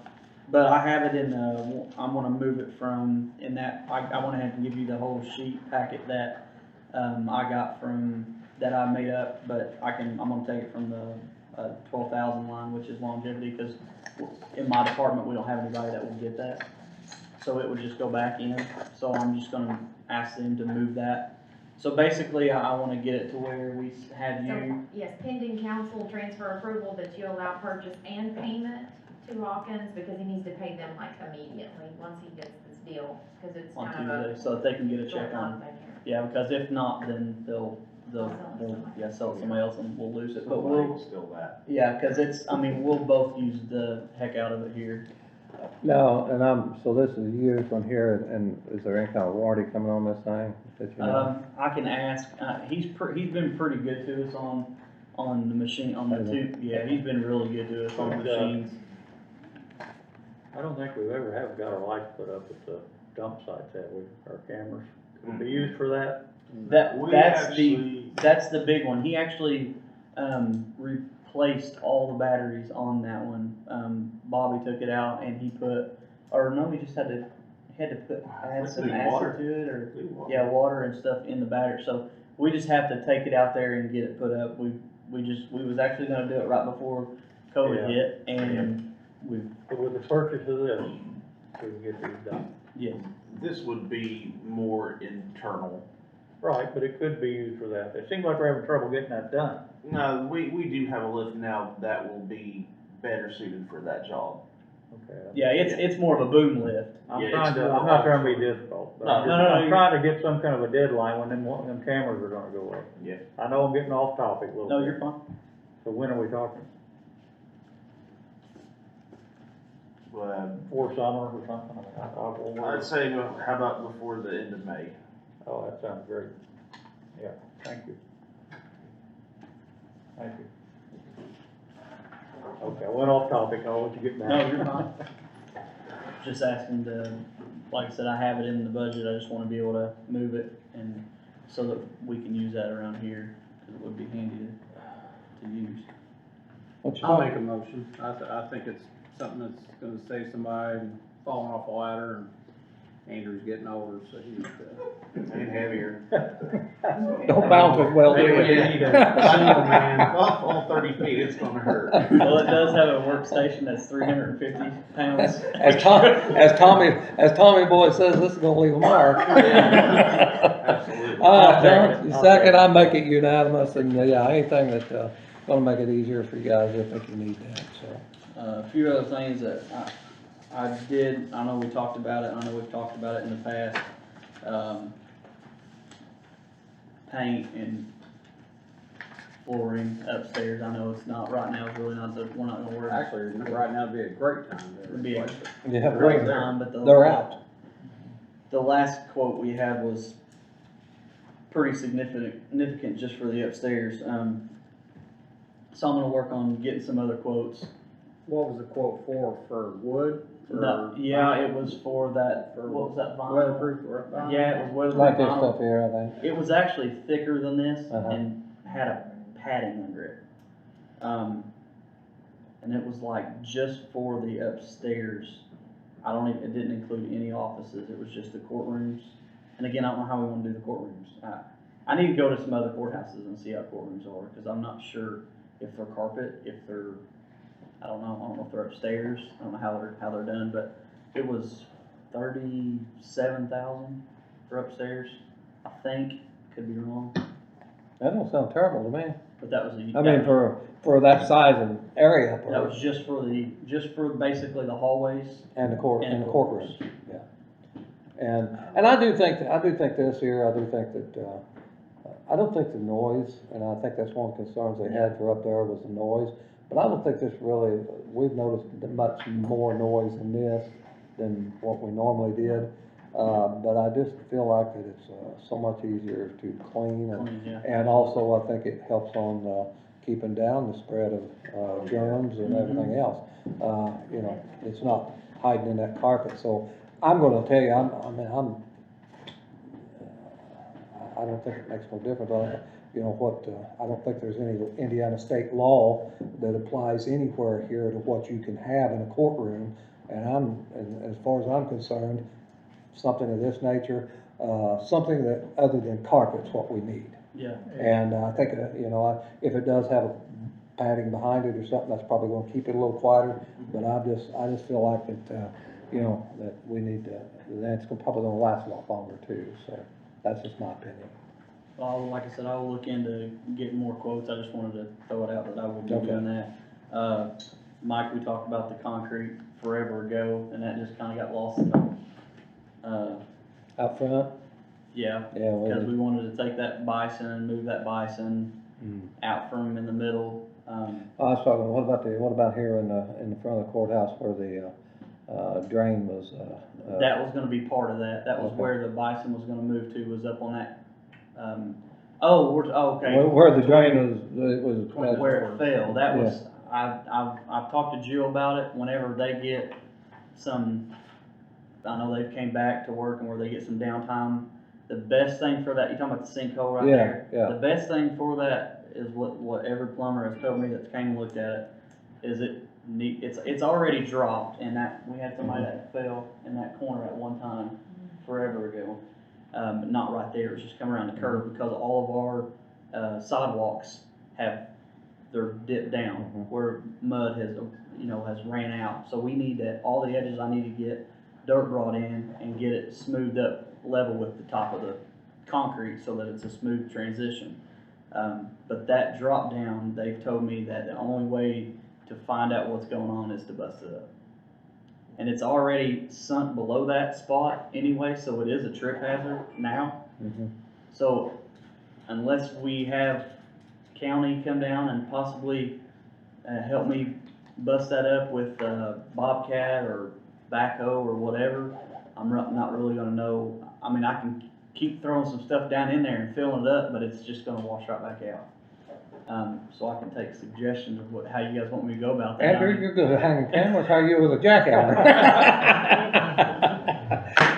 Okay, yeah, we'll see if we can get you some help there and get that busted up. Also, I know, I've talked to you about this, and I think we've talked about it as a board before, the landscaping around the courthouse. Yeah, that's what I was gonna bring up. And, I think that some of it's overgrown, some of it is. The back looks like bushes, we, somebody's poured yeah. rock salt on it and killed it, I Yeah. mean. The back we talked about, again, last year, and, if I'm not mistaken, I told Tammy I'd have to go back into the minutes, but you guys told me that I could take them up. That was when we was talking about the corner out here, when we took that bush out. I could remove the bushes and around the gazebo and just make it look a lot nicer, spruce it up.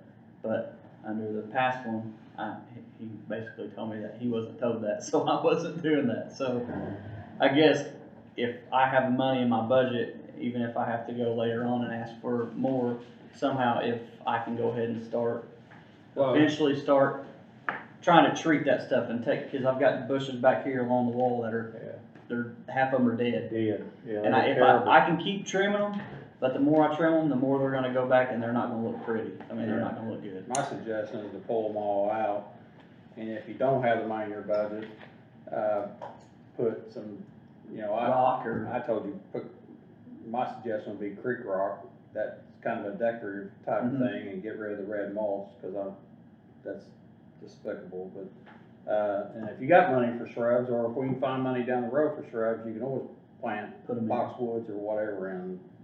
but I wanna do edging, cause we've never had edging out in the front, and I was wanting to do some of the edging around there, so when we weed eat or whatever, we can go up next to it, instead of getting into mulch and it getting into the grass. Whatever we put, whatever we put back, in there, whether it be shrubs, let's make sure we know what we're putting back in there.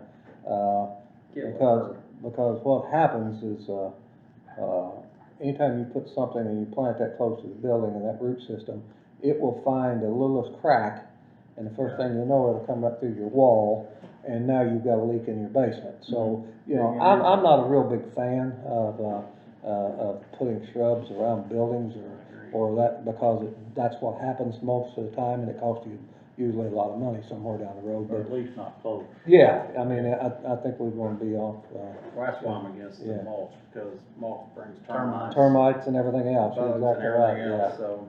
So, yeah, I agree with the rock, whether it be lava rock, whether it be creek rock, whatever, that, you can, I do something that makes it look better, but, Okay.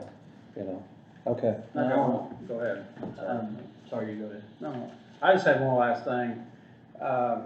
And I know there's not a lot of things that happen here at night, but it can possibly happen at night. But when you walk out this east door over here at night and the floodlight hits you in the face, you can't see the steps. And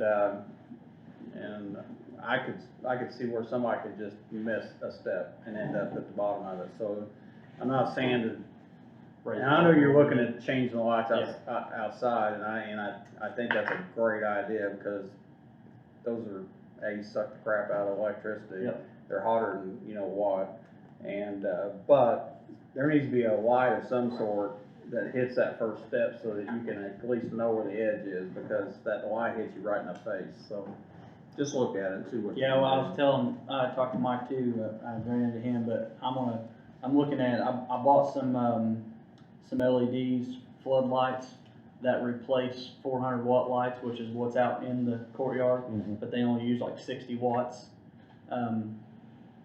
Now I've gotta check the electric on what size we have out there, but I'm gonna try and replace the ones that don't work with those. They're a lot smaller. They don't take up, I mean, those ones out there are big, and they're burning up the balances and stuff. They get so hot, and I think we had talked, if a kid's outside and we're at one of these festivals and somebody leans up next to that and gets burned on it, I mean, yeah, they've been there for years and it could have happened already, but, that's one thing, and I'll look at that too, but. Okay, what else you got? I know that you, The maintenance custodian position here, is that, We posted that for 5 days. Yeah. okay, And that's his vacated position. okay. You have already We posted, posted it, and you get applicants for it?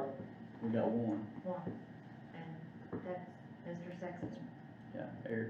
Okay, Because so, he holds a custodian position. uh-huh, and so, you've moved him into that position, is that? what I you- have to get approval from you guys first. So that's what you're here to, Yeah. are you asking for that tonight? Yeah, So you're asking to move Mr. Sexton to the, maintenance maintenance custodian. custodian position, and then what, advertise for a custodian? Advertise, yeah, we're gonna try, John had asked before, trying to see what we can do about, basically getting part-time in here. So I'd like to post a part-time position for custodian, janitor, and then if I need full-time, or I can even do 2 part-times. If I do 2 part-times, I can still save money in the, benefit package, and I would get 22 to 24 more hours of custodian a week versus 40 hours for full-time. Let me tell you why I like that idea, not only to save money, but, it's for other things too, and I hope we ain't heading in the direction I'm thinking we are, but if everything really goes sour on us last end of the year, we could, God forbid, there could be layoffs. Mhm. And I hate to hire somebody new and then, maybe this will never happen, but it's a possibility. It could come, and I don't wanna start hiring people and laying them off. Mm-hmm. But just a thought, let's do it out there. That wasn't why I originally thought of it, but now that all this has come up with the I'll virus, take I think we suggestions, gotta. yeah, suggestions. No, I think part-time position's the way to go, and you can feel your way out and see, I agree. how things are evolving, and if you have the need for somebody else, or you don't have the need for somebody else, then you know that at that point. If Yeah. you go out and hire 2 people, or whatever, or go out and hire another Mhm. full-time, then you see down the road, it's not working out, then, you can always add. It's hard to take away something you've already done, Yeah. so. I'll make a motion to accept, Mr. Sexton as the new custodian. And I will too, but I wanna make sure I got this, right. You said you've already done the proper advertisements and all that kind of stuff, and got one application. Yes, I'll second, Fred. I'll make that unanimous on Mr. Sexton moving up to the maintenance custodian position. On the, custodian position, you're gonna post that, as a part-time, is that what you're gonna do? You would I- need to technically go to council on Tuesday Here- and then change the salary ordinance. Yeah, and here I guess I play the devil's advocate a little bit on this, on that, and again, you probably can get two for one, basically, what you're saying. The only thing that, I guess that I would be any concerned about is when is the part-time custodian hours? Are they the hours of the evening like this? It would be And whatever you would like. And would they be here on their own? And I guess, you know, lots of times I think if you're a full-time employee, you have a little more ownership into, and a custodian, has access to basically everywhere in this courthouse, correct? And that's one of the things that And I I get guess it. could kind of concern me a little bit, I guess, about, you know. And maybe this could become a full-time job somewhere down the road, but I just think in hard times, we'll be a little cautious. And maybe Well, later, maybe. I kind of thought the hours, I mean, it would just kind of depend. If you had to, like, I don't know if it'd be 5 or 6 hours a day, but it's like 30 or 30, what is it, 30 or? You don't wanna work anybody, More more than than 30. 30 hours a week. Yeah, so. Because you have to pay the, For ACA, yeah. right. Yeah, so if you do them 6 hours a day for the Uh-huh. 5 days, then you can do like 11 to 5, and that would get them to lock up after everybody leaves. Now, if there's a meeting, I may have them stay later or something to lock up, or however. Yeah. We'd have to do that, but I mean, it'd really be your call. You would want to tell, I mean, if you want them. Kicker about hiring, and I think if I'm thinking about what Bob's saying here, is that we need to vet whoever you're hiring, because they're, just as he said, they're gonna be in a courthouse with the doors locked and nobody around. So that person needs to have a criminal background check ran, they need to have a, you know, anything that we can get that says that they're, you know, honest, trustworthy, and even then, those people could be Never know. tainted to go. Yeah. the And I think wrong that's way, pretty so. well, supposed to be standard now, is that not right, Tammy, that all employees have to go under a background check? Everyone, Yeah, yeah, yeah. that's the way it ought to be, I Yeah, know it's being yeah. done. But you never know if Right. somebody's You're gonna, not hired to do this. Yeah. but Well, then, I don't you wanna got get- some I don't wanna cameras get off around track. here, so. So, yeah, whatever you wanna do. If you wanna leave it as a part-time, then just make sure that we get them, you know, If things change, we can. yeah. Yeah. So I will make that unanimous on that too.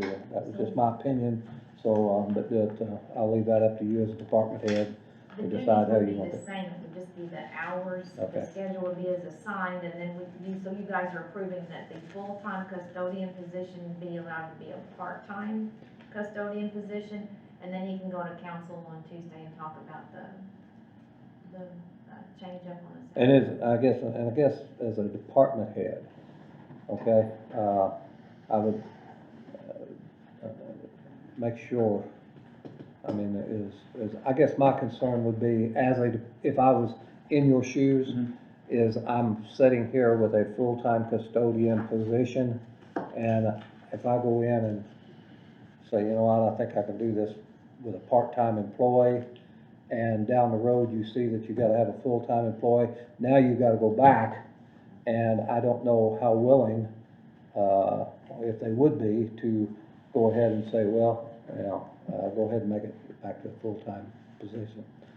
Be careful what you give up, is the only thing I'm saying. But that needs to come from, I think, you as the department head, you know more, better than any one of us sitting here what you need.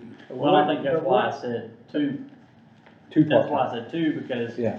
that'd get 24 hours more Yeah. cleaning done Make than. sure, yeah, then make sure that you put that in. But the- wouldn't, I mean, and I'm not slighting the council's authority, but if you're gonna add a person, you would come to the commissioners, I mean, tell me if I'm wrong, you would come to the commissioners, we would agree that that's what you're asking us, we approve it. At that point, it's not you technically going to the council, it's the commissioners sending their approval for you to add a person. At that point, am I not wrong that the council is their job then to find the money or to do whatever, I mean, they can't tell you no, or they could tell you no, but I don't understand, if we're telling them to find the money, then find the money, and that's, I guess, where I'm. Can't order them to find them. No, Is that what you mean? no. They can say we're not gonna fund that. Okay, well, I think we are asking them to find the money, and hopefully even transfer it from the, It would be Transfer transfer, probably basically rather than creating new a money. new Like thing, but correct? yeah, they don't have to. No. okay. Matter of fact, they could. Basically, Let her it would be name say, creating there's several and people. transferring to a part-time line. Okay. Right, that would be, yes, they approve the job descriptions, the work hours and whatnot. Right. And then council would approve the funding and the rearrangement of the salary ordinance. So for this to take place now, what's gonna happen is you're gonna go ask the council to turn this in a full-time position into 2 part-time positions. Now, at that point, the part-time positions, the job description's gonna have to be rewritten to show and that will have to be approved by us, and then therefore you can go, I guess, at that point, if you get the funding, I don't think you have to go back to the council, but it will have to come back through us, correct? They will take that line item and Okay. change it to a part-time. Sounds like an awful long process for something so simple. Okay. Anything else on your part? Yeah, I did. No? You got anything else? I was just gonna show you this, we talked about this too, but We're running late there. we talked about the lighting before in the whole building, that's each floor. Okay, and that's, changing it like we did these here to LEDs. Yeah. Now that's something I'm gonna work on, but this is per 100 lights, and we have 100 on each floor. So this is the grand total for the whole building down here below, am I assuming? Yes. Okay. That, like I said, I just wanted you guys to be What- aware, what- eventually that's something I'm gonna work And towards. you're gonna go ahead and do this anyway, working I'm gonna towards work this. towards it, I just wanted to, show you guys, so you guys had an idea. of And what- we had a number one time, I think me and you talked about this, as far as, and what we're talking about is replacing the T8 bulbs, fluorescent with With the, basically T8, and they are LED. yeah, And, it's like roughly $4,000, for 100 per floor, yeah. per floor, which is 100 lights, Yeah. basically. Yeah. $4,000 to do that. These has already been done, and I have a lot of trouble with them because of my eyes, but, they are very bright, but, again, the cost of these things is, probably over a period of 5 years will just about Oh, pay yeah, for they'll it. pay for They'll themselves, pay yeah. it'll pay for itself, so, But for yeah. the whole building, it's like $12,000. $12,000, so, yeah, If we wanted to, but I just wanted to throw it out there, so. okay. You still wait for that demo. Yeah, I had eye surgery back several years ago and lens replacement, and I cannot do bright lights no more, so that's, hard for me to do, but, okay. Clerk, in office voting location, covered, that's, done. Go vote, Jumped out let on me, mine. I guess they will let us know that, but the tent that is set up across the street is what we're talking about, or are we talking It about, won't be that one, it'll be one similar to that, we have 12 of those, okay. so it'll be one, you know what I'm saying, like that. I guess my question about that was just, and it's gonna be up a week, correct? Basically, or 2 weeks? Yeah. You'll be getting up a week ahead of time. Is that going to be here on the courthouse lawn? Right behind Mrs. Yes. So I guess what I'm asking there is we do realize that in a week's time is going to kill every bit of the grass underneath it. Yeah. We do know that. I'd rather it be in the front. So, Well, the reason it needs to be in the back is because it's access to Misty's Wi-Fi. And when is this supposed But to the happen? other thing is, there's more space back there. When's it supposed to happen? Grass in the courthouse. But it will kill every bit of the grass, we understand that, don't we? And, we just, so that you, Well, yeah, yeah. I mean, is that, No. the facetious answer to the question is, I don't know what you're gonna say, but yeah, I think it's better to do that. But I was even wondering about whether or not, like, if the one at the corner is not being used, would it be possible to use that one and not have to set up a second? I don't think you'd want that traffic over there. well, the other thing is, I think Missy has an interest in being Close, close, okay, and she can't be, understand. she will have to be there some, and then, who's her sidekick that helps, Patty. Patty. No, They're gonna, Lot of running they'll back. swap back and forth. I assume we're gonna have to But open that door. Yeah, I was gonna say, are we gonna open that door? I mean, they're not gonna wanna run all the way around every I time. don't think we need to open the door yet. Just for that week? No, I Okay. don't think we wanna do that. Well, for Amy, I'm sorry, for Missy and running in and out though. That's what I'm talking about, yeah. That's what- Okay, well, I'm for whatever you and Missy think best. You'd work that out, but I don't think that's what she anticipates. Okay. Let's don't make it more complicated yet. Okay, So you're saying the only reason you would suggest to be back there is for the Wi-Fi?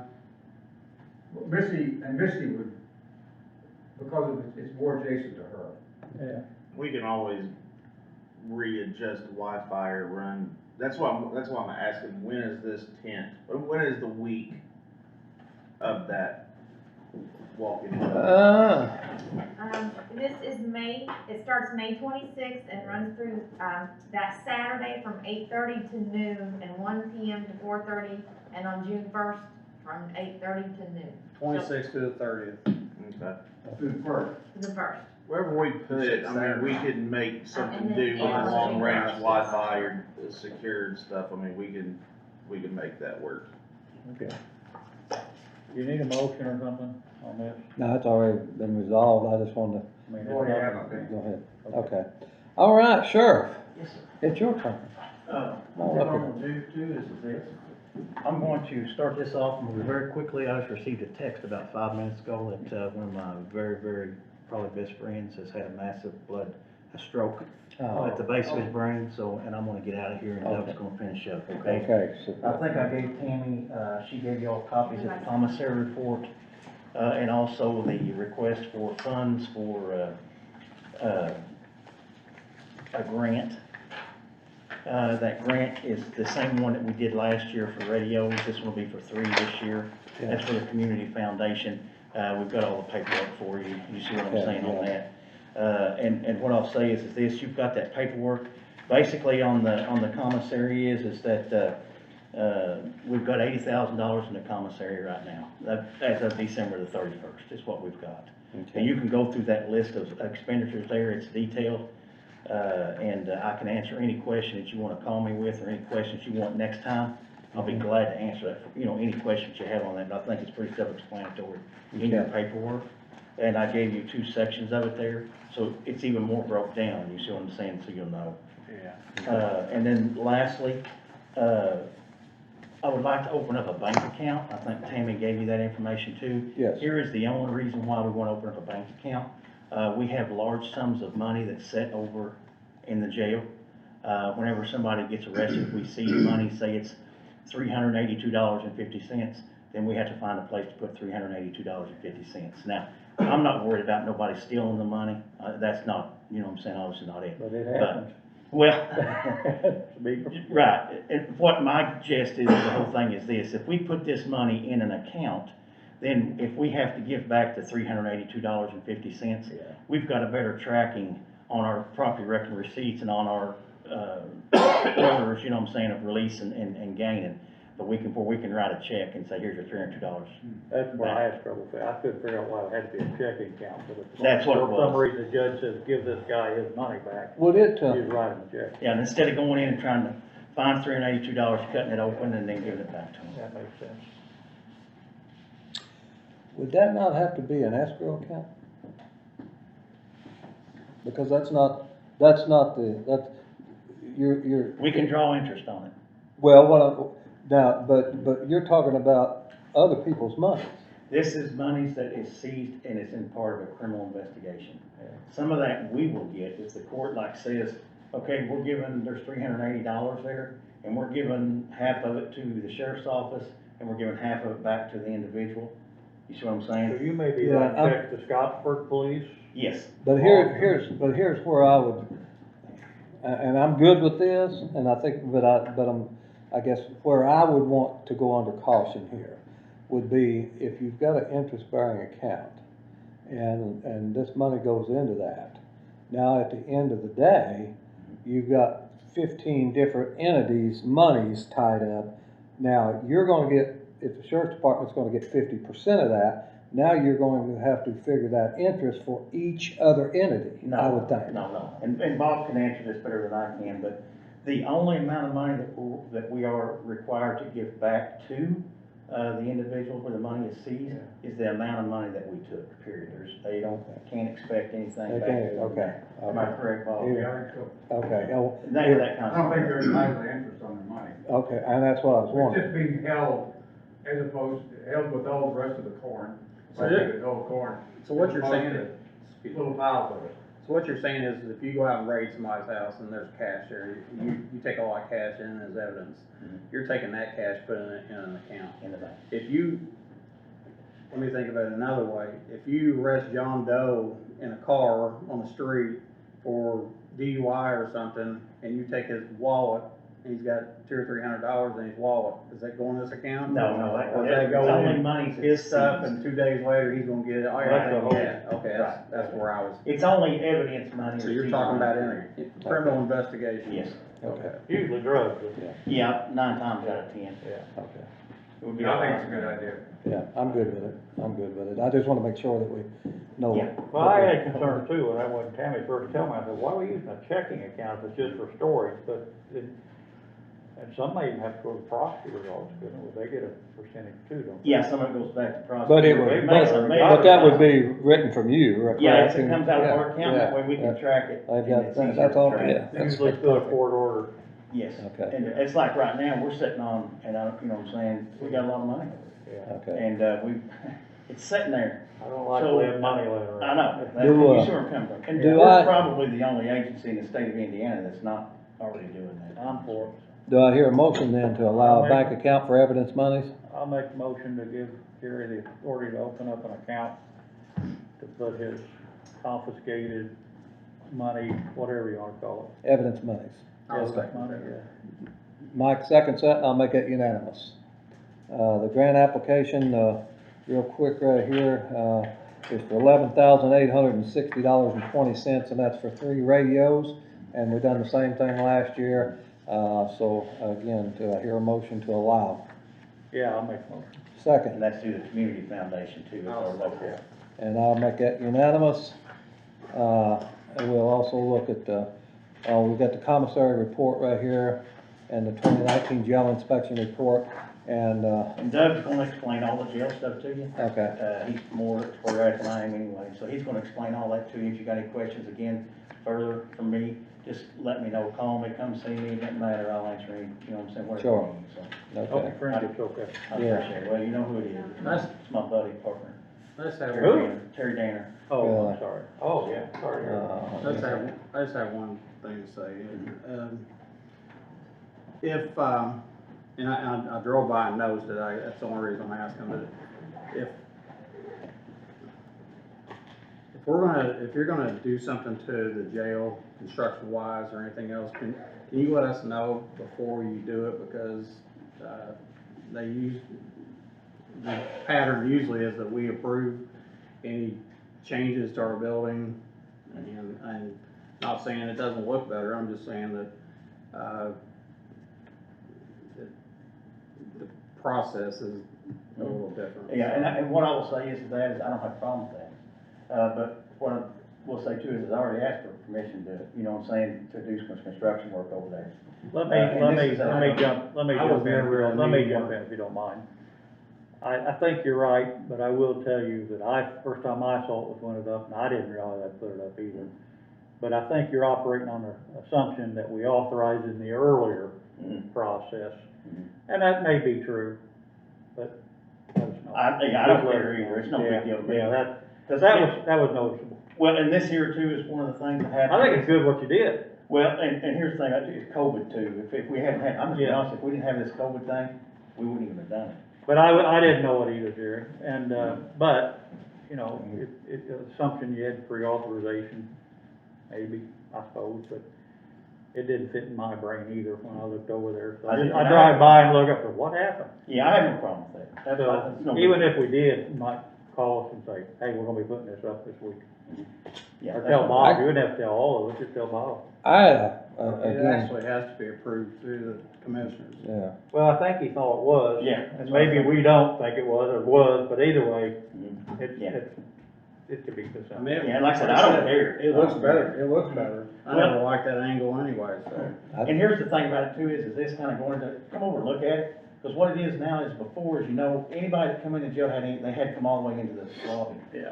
Now, whenever they come in that front part, all they do, they don't have to come in and have no contact with the jail So period. it's It's a got bail the- machine there too? Yeah, the bail machine, I the thought I saw it. commissary machine, the Yeah, I think- visitation, booth, everything is right there. So they won't even come into to the jail. Yeah. Well, I'm not against it, I just said, Yeah. you know, if something's gonna be moved, changed, whatever. Yeah, and I have no problem with We- that. I just we know under about assumption that I was given, you know, Yeah. saying we could do it. And- Yeah. And, you know, if I did something wrong, I'll follow up on that, so no big deal. Well, Ben, we all kind of think it's a good idea.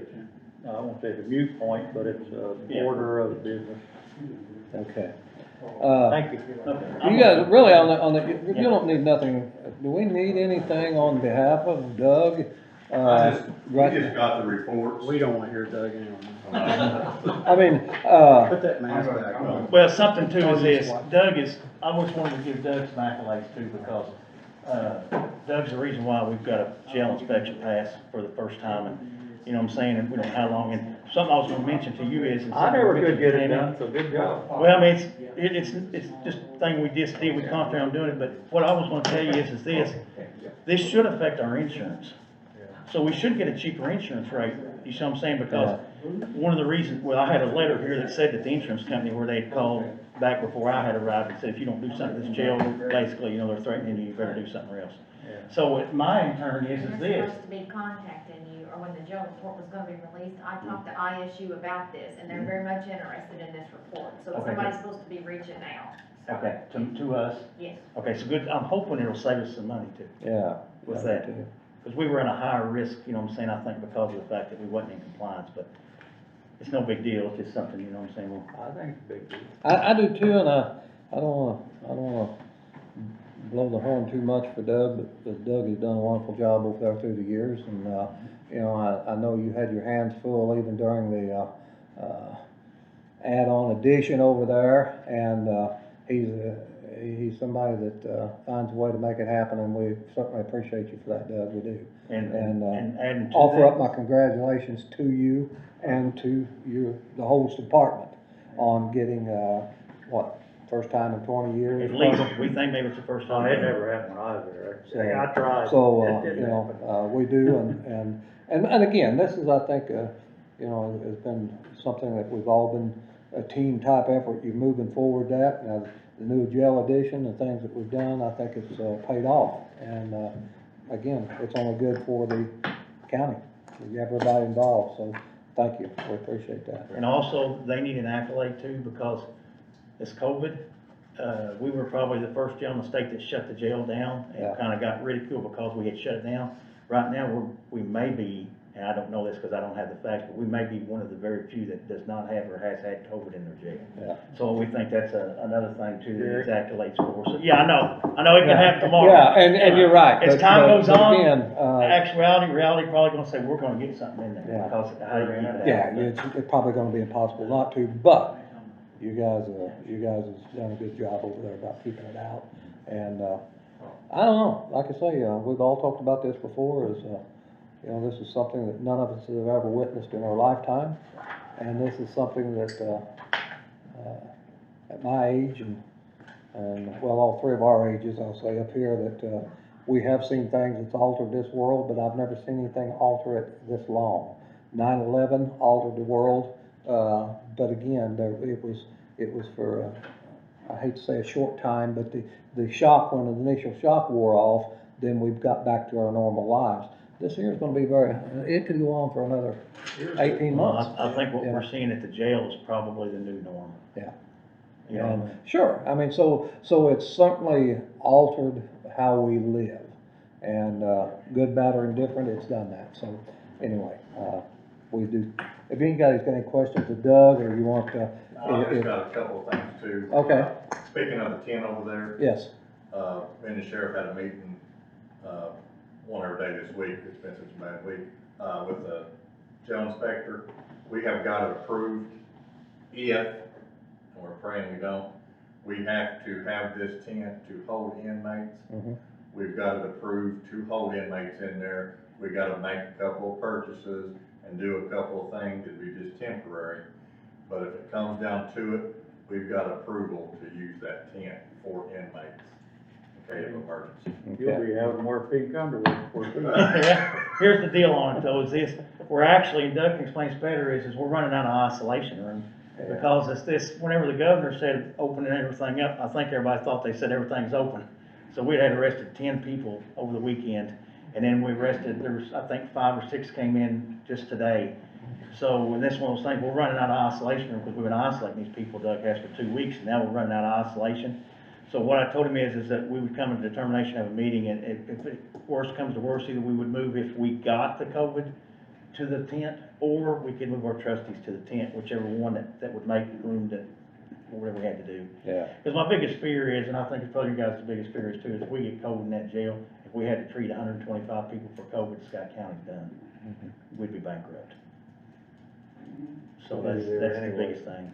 Yeah, it would be very tough, yeah.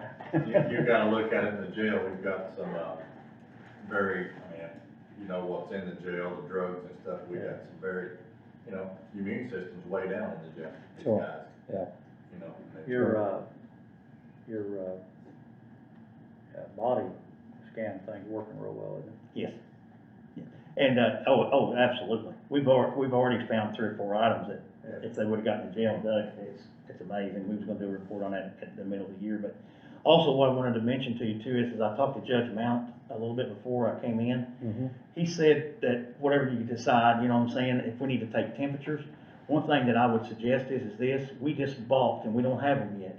But there are consoles that's a temperature checker, and what it is Andrew can explain it to you better. You walk up to it and you just stand there in a nanosecond, it takes your temperature and you set the parameters on it. It says, to tell it, say, you have clearance to enter or you're denied entry into this building. So what we could do is, if that's what you want to do here at the courthouse, and they run about $2,000 a piece, but it's, you know, as opposed to trying to put something on somebody's head every time they come in, you know. We could put that up in one of those, before the people even came in, if they had a fever, if that's one way we're checking. Before they even walked into the building, this instrument will be there and say, you're denied access if you have further questions because of your fever. If you have further questions, contact Now, you the said $2,000 a piece. Yes, What's that mean, a piece? One?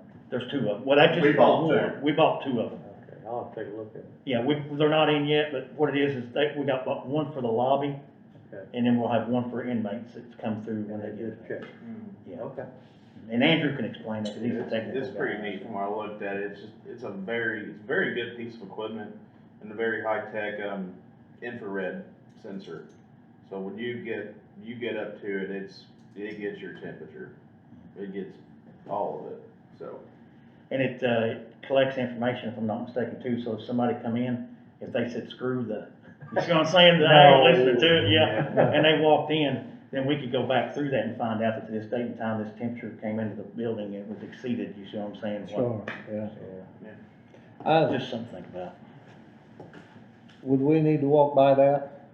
Well, see, that's something, I'm just gonna be honest with you, I understand, yeah, I get what you're going And, with that. and lots of times temperatures is probably up or going out, but when they are coming in. I get that. Sometimes, We're not talking about blood pressure. sometimes I've seen temperatures rise in here. And that's the people who work here. Yeah, and this is something that you need to think about, because this is probably, it's gonna come up, because if we do that, then you need to decide whether or not that you want the employees to have to do it. You see where I'm Sure, coming from? yeah, I think, Or if it's just. I think it's people very coming in. important that So everybody. just whatever you guys decide. You is know, what we'll do. Probably Definitely. worth the money. Yeah, But I'd like I to mean, look at I think it would be very important for, you know, if you, again, you know, this is, again, something that we've never had to deal with, and, you know, I think anytime that, you know, what is it, one person, they theoretically say, okay, 10 people, they can affect 10 people, and them 10 people go out and they affect 10 people, now you've got 100 people. And, so it don't take long to make this train jump the tracks, to tell you the truth. But, anyway. All right, on the commissary, I think I'm gonna take time to read this over and look at it, and then maybe, if I've got something, I'll just contact you. or Yeah, you just call me. or Like I said, it's no big deal. Come see me. Is that good with you guys? Are you Yep. okay with that? All right. That's about the same. Yeah, so, we're good to go then, Jerry. And one thing I wanted to tell too is this, and I appreciate you guys allowing me to do things you've done, and we've had some success. And one thing about this job is the sheriff's office, it's different for me as a sheriff as it was for John as a sheriff, as it was for Kenny as a sheriff, because this thing's evolved, things change. Sure. The successes we have were not failures on nobody else's part before we got there, because it was just, things were different. Well, I thought it was great, what are you talking? Well, that's what I'm trying to say, I'm agreeing. Well, with you. and in all honesty, in all Because fairness. It was great. Everything, yeah. The key to it He is- hired me, so he's good. Right, yeah, the key to it is this, when he was a sheriff, there wasn't even no new jail. So Yeah. you're dealing with overcrowding, all those things that I don't have to deal with now. We did have to lock it down one time, I mean, literally lock it down for I was there. 2 or 3 weeks, no inmate. No, I'm talking about the day that the envelope came in and got blowed up in the. Well, that was another instance, but yeah, that happened too, but no, we had the MRSA so bad in there, we literally locked the judge ordered no inmates coming in or going out for about a month. Anyway, side point. Well, I just wanted to Everybody's got make their sure. own stories still. Sure. But I appreciate you saying that, because you're exactly right. I don't know You know, I if I don't appreciate it think- or not. Well, I'm giving you accolades, John. Yeah, I think what Take it. yeah. Exactly, yeah. I think what he's saying is no I know different- what he's saying. no different than any, even in our seats here, or any elected official seat. Things change so much that it's not the same Society's ball changed game. since you were- Yeah, it's not the I same know. ball game it was even, 4 years ago, so. He's doing great. No, because here's, the reality of it is, I'm just gonna tell you right now, I could not do none of this stuff if it wasn't for you guys. Well, I mean, I'm just gonna tell you that right now, it's Yeah. just, it's a new point, it wouldn't be, it's the only Well, reason I can't. I think, like I say, and that's what I said before, and we tried to with Kenny and also Dan when they was there, is, again, you gotta keep working together to get to that one point that you're trying to get to, and I think we've pretty well done that with whoever's in there, but, again, you've done a wonderful job, and, I'm not saying that they didn't, I'm just saying that as it went on, things has got better, and it changes, and, And it'll change so after you. we're, as a community, I think we're all better off for where we're at right now than what we was 8 years ago, or 12 years ago, or whatever, just because we've evolved forward, and we've, as long as you're making a forward motion move, I think you're doing okay, but, You were when talking become about, stagnant, that don't work. you were talking about, I know, court let a bunch of people out, probably about 60 people out. And I know I've watched the numbers, it goes from anywhere from 106 to 117 or something, depending on the weekend, I guess, but are you seeing any people that the judge let out resurface in your? We haven't, no. I really don't, I really don't. I heard about the one kid that went down to Clark County, but, I think he got arrested down there, but. And we're not seeing that influx like you would think, it'd be 60 people arrested over the weekend, the 60 just got out. Yeah, no, we're not really seeing that. Okay. So, and one thing too is I I'm saying, I heard you mention something about the overdoses and stuff with what's going on now. Yeah, I've been to I mean, two of them. Here's the thing about it is this too, we've got, at least, so many addicts out on the street now that was probably locked up before. So, I mean, I think those numbers are gonna rise, just like I said, it's everywhere too, it's not Scott County. Oh, yeah. It's, you know what I'm saying? Yeah. It's like Louisville right now, it's having a terrible, terrible time if you've kind of noticed. Well, their murder rate's way up. And they don't even talk about overdoses. No, they You see don't. what I'm saying? Yeah. So we're seeing that trend, that's what I'm trying to say, that trend going up, so. But, it's one of those things where that, we feel like that what happened is that, they probably did need to be released, because if we'd had to treat 200 people in that jail, man, I'm not saying it wasn't a good idea to release them, Yeah, I'm just wondering how many people are coming back. back. Mhm. The flip the of that is, recidivism on it. the flip of that is how, I mean, I know you probably work with corrections as well. Are they seeing an uptick in people that got sent home on home detention that are violating that? I don't know. I don't really, they've not mentioned it if they have. And I know that, right now, Indiana Corrections is hurting big time on the state level, because they've got COVID in several of their I've seen prisons. this, yeah, I've seen, as a And matter they've of got fact, I've some seen major not only here in Indiana, I don't know if Indiana, but Kentucky. I see where they've, got it in one of their, actually one of their, that's federal penitentiary, I think, where that's at, yeah, the Kentucky, penitentiary down there, federal penitentiary, they've got it in there now, and, kind of running rampant on it. Yeah. And, you know, again, we will hope and, keep our fingers crossed and everything else that we can, that you have a success of keeping it out over there. Because it can get very costly for the county. And I will say this, there's not too many days a week that I don't talk to Judge Mountain or Judge Frazier, and they have worked tremendously with us to keep this up and keep the numbers down and know what's going on. And so, you know, we have to call the judge, and I call him all hours of the night. Somebody gets arrested in another county, we won't go get, we have to release. So they really work hard to keep the numbers down and keep us hopefully above water here. Okay. All right, anything else? I'll see, I'm gonna get out if you guys don't care. All right, thank you. Thank you. If you need anything, let me know. Terry. Okay. All right, the interviews for the, 911 and EMA director position there, we do have applications, we just need to set a time, is that right? What you guys' time frames and when do you think? I'm pretty flexible right now myself. I think you guys usually start about 5 or 5:30 in the evenings. My mind serves me correct, there were 4 applicants, is that correct? Yeah, there's 4. I mean, we usually give 15, 20 minutes per applicant. Yeah, I think so, I think we'd probably, you know. Some last that long, some don't last longer at all, so. And I'm assuming you want us, since there's just 4, to review all 4. Is Yeah, that I correct? would. Yeah, I would too. Okay. Just from looking at it, the one person I didn't know. We usually go down to 3, but I think 4 is all right. I did too.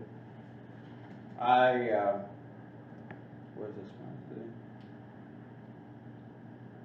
This week is not good for me, I mean, I can do any time next week, so.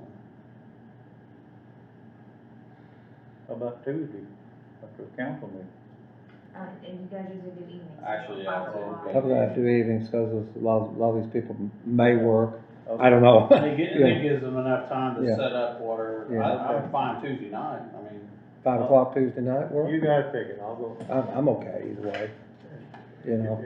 Really, I mean, Mike, I'm gonna kind of, you know, go on what you want here. You're the one working more than me and John are. I'm as far. Seriously? Yeah. You know, I'm fine at night, so. okay, 5 o'clock Tuesday evening? So Yeah. Tuesday starting at 5, and I'll get Lisa to work on getting all 4 of them here between 5 and 6. And this is And, executive but session. again, let's follow the rules here. Let's make sure that they've got chairs set up out there that's gonna be, you know, 8 to 10 foot apart, and they can wait out there or whatever, but, or schedule them in at 6:15, and that way, hopefully, we won't have to, have them standing too long, you know. You want me to start at 5 or Yeah. 5:30? 5, yeah, 5. 5, all right with We'll you? begin at 5. Okay, This is executive session, is that correct? yes. You just want me to set the chairs, like one here in the hallway, and then one out, like, just 3 chairs total?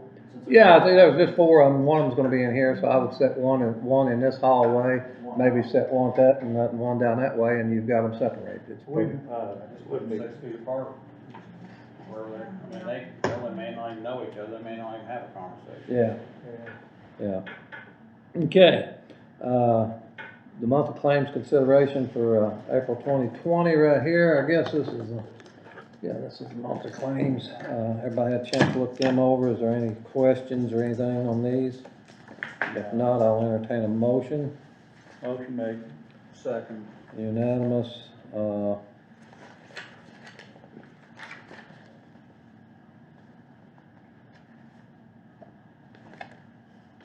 was you gonna stamp these, or what you? I'll stand them, if you guys will have to, you guys sign those though, I can't stand here by saying, you'll have to sign them, I'm sorry.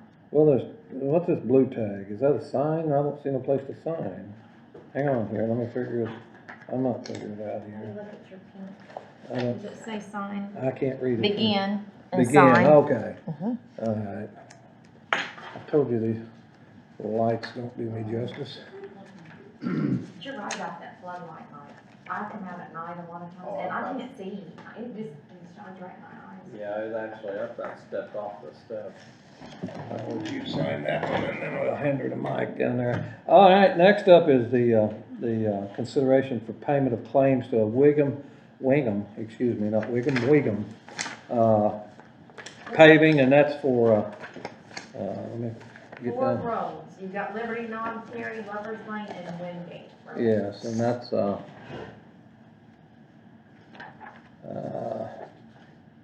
I will say, I've been on Wingate and I've been on Lovers Lane, and you did a good job out there, so. of course, I've been on Perry Road too. yeah, That was good they there. done a nice job, and, I've talked to some of the neighbors out down Salem and Liberty, they're all, not only they're liking it, they like paving, I mean, Yeah. it's not just like they're saying, oh, this is bad. Usually somebody complains, they're like, no, we're happy. all right, do I hear a motion to approve the, claims for the 4 roads here?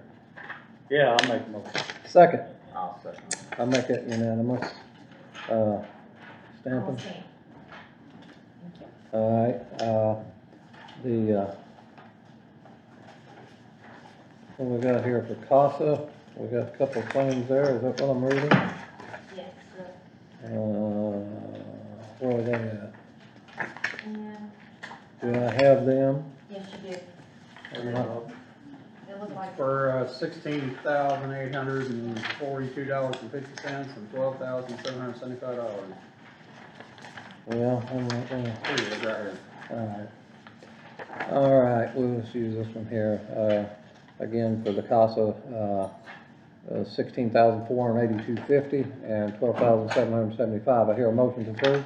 Let me ask this, Okay. I saw Marcia signed this, so it's coming out of the courts, Mhm. her court. And this is money they generated, or what is this? I think I'm for this, but I'm just curious where the money comes from. okay, let me take a look here. That's from the CASA matching grant Matching grant from Yeah. the county. from the county, yes. So we match half, That is this is our portion of it, correct? Correct. Yes, does so, that come out from of the county. judge's funds, or does that come out of general, or where does that come out of? Ours?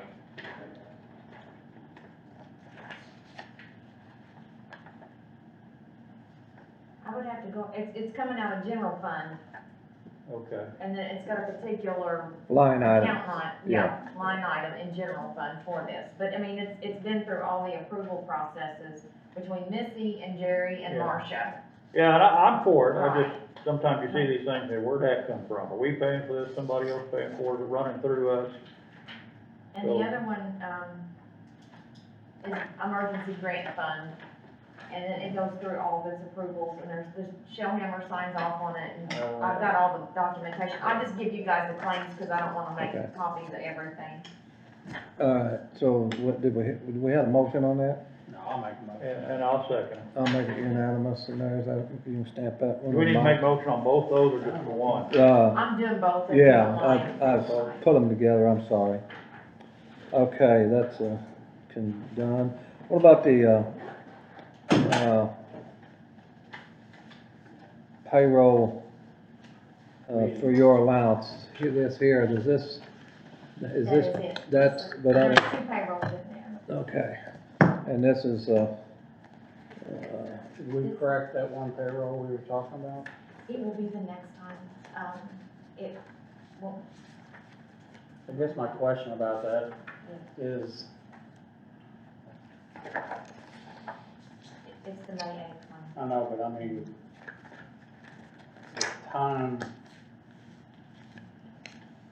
before the shutdown? It was okay. This one covers everything through the 18th, the two that's here. And then the next one is the one where the reduction was made, and I'll make a note in that one. I want to, just make sure that it's noted, so. Yes, sir, I will do Is that. he fine with that now?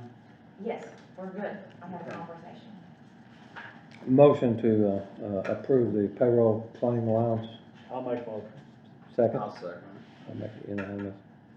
Both of them. Yes. Both of them. And was that John or? John. John made the motion, Mike second. I'll make it unanimous. April 10th and 24th. Yes. Okay. Ratification's done. Of minutes, did you guys? The minutes, yeah, I jumped ahead there, so, all right, we need to, And there's several. monthly, consideration of minutes from March 18th, 2020, and April 1st. Make a motion for both. Second. Motion made for both of them, second for both. I'll make it unanimous. Okay, and then there's a bunch of signatures needed in those books, because I have to get those on the web for the state, so I've got to get some minutes. Okay. Next up is the Ford credit application for lease purchase of corrections vehicles. Do I have anything on that? You do, it looks like this, got fine print. I'll see that. This right here. And this is, whenever corrections, sent a letter of request to approve the purchase of 2 vehicles, and they were gonna go through Bloomington Ford and do the Ford leasing program. This is the documentation that I was sent, that has to be sent back to them by the 25th of May in order to get that financing, and this is the Ford application. And I probably, yeah, you, Again, this is the lease of Tom. this is, and then you can see that the payment amount is $16,293.70, and that would be, the annual payment on 2 2024 Police Interceptor utility vehicles with equipment. Paid for, It's gonna be paid for through their project income that's what I was fund, thinking, through their funds, which Through are their generated, funds. they're generated. not county general. Yeah, okay. And I had to fill out the app, Uh. and here's the money where it's appropriated for the payment. Yeah, they've got the money.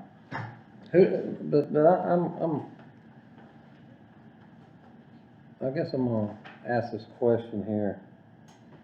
This is for community corrections? And I don't know if this makes a difference or not, but why would we need police interceptor utility equipped vehicles for that job? I don't know. I mean, I mean, why would we need that? I guess, I don't know what he's thinking was. Well, I don't either. Maybe it's because they're kind of, I mean, they have not no, really police, but kind of. they have no powers, Yeah, I know, but none. I know And I guess I'm questioning the fact that I'm looking at 2 2020 police and scepter utility, so I'm assuming that's gonna be like the SUV style vehicles with equipment. Probably Ford Explorers. So, yeah, Ford Explorers or whatever they are, but, And it may be cheaper than. and I don't know that, I guess I'm I just, don't know either. I mean, I guess I'm just questioning that. Yeah. Actually,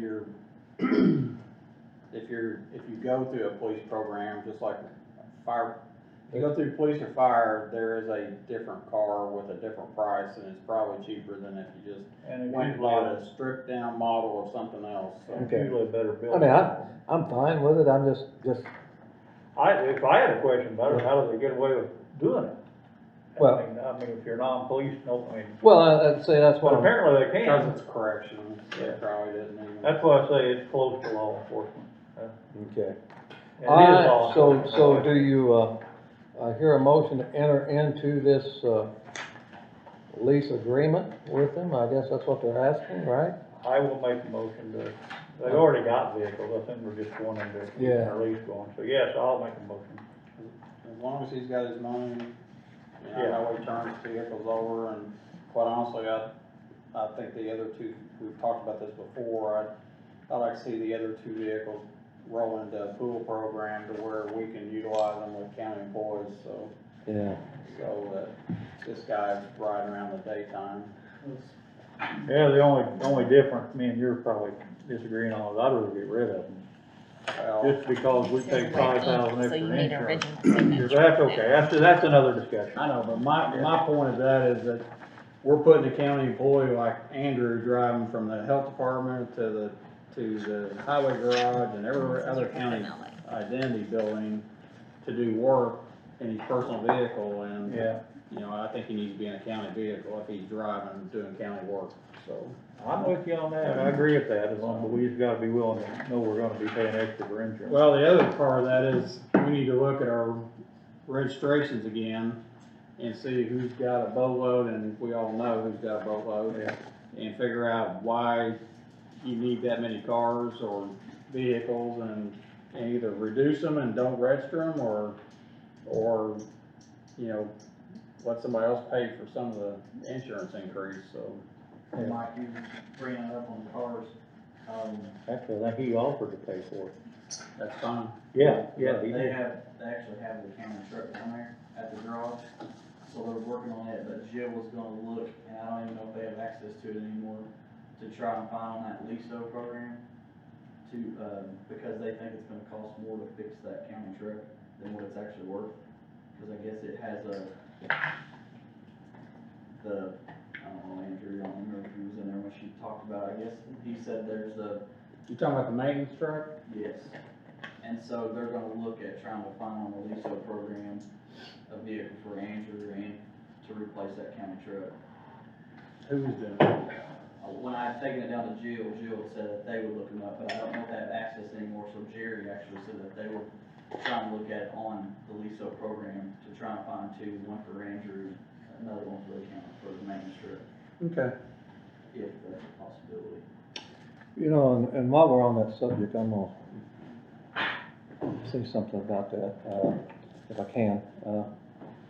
That LISO program, is a government program. And Jerry, because it's offered up to law enforcement first, I think, and I think he's mentioned before, I'm not sure that it wouldn't behoove us to have a full-time person looking at that, what's out there. And I think it almost pays for that person to have them being able to reach out and get the things that this county needs. And again, and most of the time it's just gonna be for the cost of retrieving it. We have to keep it so long, but it may be something that we wanna seriously consider looking at, you know, is, you know, you start picking up a piece of equipment that's a $75,000 piece of equipment, and it costs you $3,000 to get it brought in here, at some point, that goes a long way on paying a salary for somebody. He's got a person that's doing it part-time and also being a deputy too, and I think, of course, during this, I don't think he's had the opportunity to look on there much and try to find things, but you pretty well gotta have somebody sitting looking at that, you know, every day. And what I was told, I don't know if this is true, but what I was told is it has to be a full-time deputy. I don't know if that's true or not. Well, I think, I did it for the city. Well, I heard stipulations changed. Well, they always change, I mean, because. That's what they're. Yeah, and I don't know that either. Well, I just know that, let me say this, and I kind of flew on this again a minute ago. It might be a good idea, but until we get through this process we're in now with the virus, worrying about what's coming in the future, I don't want to hire any more people if we. I mean, I'm all for replacing what we got, but even then, I'm not too sure. I don't want to go through more, I hope we don't go that. I'm worried about it for another year probably. Okay, all right, with that being said, we'll move forward here. That was just something on my part, but, FMLA request, have one, and I'll pass it down there to you in a minute, Mike.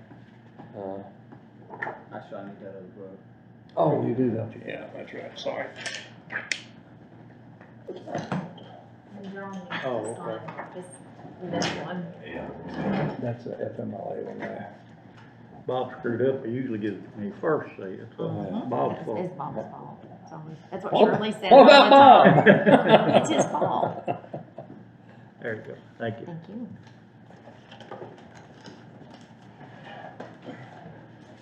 I think we've all signed this one. I did. You sign this one? Oh, what is it? Let me see here. He signed it. No, he didn't either. Which one is it? That ain't signed. There was only one place, wasn't Yeah, but that was last time. I think he missed it last time, which is probably okay. You got two. You signed it this time. Okay. Yeah, we're good there. All right. That's probably the meeting I was on the phone. Yeah. Okay, I guess, one thing that we need to discuss, or I guess ask about now is, You want to make a motion on that, or? oh yeah, let's do that. You make a motion on the. Motion. Motion, second. I'll make it unanimous on the FMLA, and here's your copy. I need to sign that, I guess. But, at this point, are we under, Are we going about the lockdown, is that what you're going to? yes, Yeah. Let me just throw mine out, I'll throw my opinion out, okay, and I think you were kind of talking about it earlier. I'm very nervous about where, everybody's being free again and getting loose again and all that, so. And I have talked, I'm sure you guys have too, I've talked to several people in the courthouse, most of them done, I think, a marvelous job, by the way, of keeping things running. But, me personally, I'd be in favor of, leaving it, closed, limited, restricted, whatever the word we wanna use. And I'm gonna use, I think the governor says the 23rd, is it, or the 24th? I don't wanna use that date, I wanna use our date, which would be our next meeting in 2 weeks or whatever. And the only reason I wanna pick that date is because when we go by the governor's date, invariably, there's a whole bunch of people call, start saying, are we open tomorrow? So I wanna pick our date. Or not at all, whatever you guys wanna do. But I'm kinda, whatever our next meeting date would be in 2 weeks, I'd rather use that date so we I can got meet it, I got it, okay. with no question about whether we're open or not, and don't get confused with the council and all this. Okay, there I am, go ahead. All right, Mike, what's your thoughts?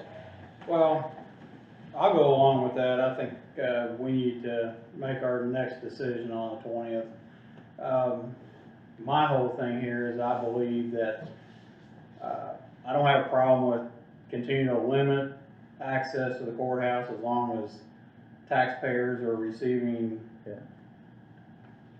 the information that they need, business that they need to conduct. I don't want any department in this courthouse denying somebody whatever they're asking for. If somebody, if it's in a department that needs to have some paperwork filed, then they need to file the paperwork. They need to come however they have to do it. Whether it's, mask up, glove up, and walk in and do their business. But I think that we still need to service the taxpayer, as well as we can do in a safe manner. And I think that if, back to the Michelle thing with the mask this morning, if we can buy masks, have them donated or whatever, but I think we ought to have some masks at the front door. If somebody walks in and they don't have a mask and we're asking them to wear a mask, we give them a mask. They walk out the door with the mask on and they take it home and they've got a mask to wear later. But I think that we don't need to not service the taxpayer. So if the taxpayer needs to come in here and pay their taxes, and we need to figure out a way for them to come in here and pay their taxes. I mean, I know the voting thing, there's probably more people vote this in the primary this time by paper ballot, absentee ballot, but that's gonna eliminate that. I don't know how well this tent's gonna work. I mean, but if that's fine, I'm not opposed to that. If that's what the board approved, and I'm fine with that. I just don't want anybody that's outside of here, outside this courthouse, trying to do business in the courthouse, they can't get it done. So, however that works, whether it's 10 people in the court, or, I mean, and quite honestly, the guidelines of 25 people, it's obvious that that's if you're going into a beauty shop, there can't be more than 25 or 10 people in this beauty shop. If, I don't want somebody sitting at the door going click, click, click, we got 25 people in the courthouse besides employees, and say, well, the 26th person can't come in. They're not all congregated in the same area, so I mean, Yeah, and I think that's, well. But I also think you probably need to go out here and outside of Missy's office out here is one of them, and say, boom, here, take a piece of tape, put an X down, say 6 feet, X, 6 feet, X, and same thing, you might put a note on your door saying no more than 2 people in this, in that room. Same thing in the assessor's room, if there's more than 2 people in there, that you can't not walk in here until they leave. So do you want me to do that regardless, go ahead and go through all the offices and put X's 6 feet back away? No. I would like to have the little blue stickers that says, please stand here, if you can find those that go on my floor. When I get my glass up, I'm gonna have 2 places of, a service there at the counter. And I'd love to have a little, please stand here, and, I'm gonna not more than 2 people in the lobby at the same time. But that's where I'm saying, that there needs to be signage put out in the places like her small areas, like her office, assessors, your office, and then other places that they're congregating in the hallway, there needs to be every 6 feet, there needs to be a mark saying, here's where you stand, and,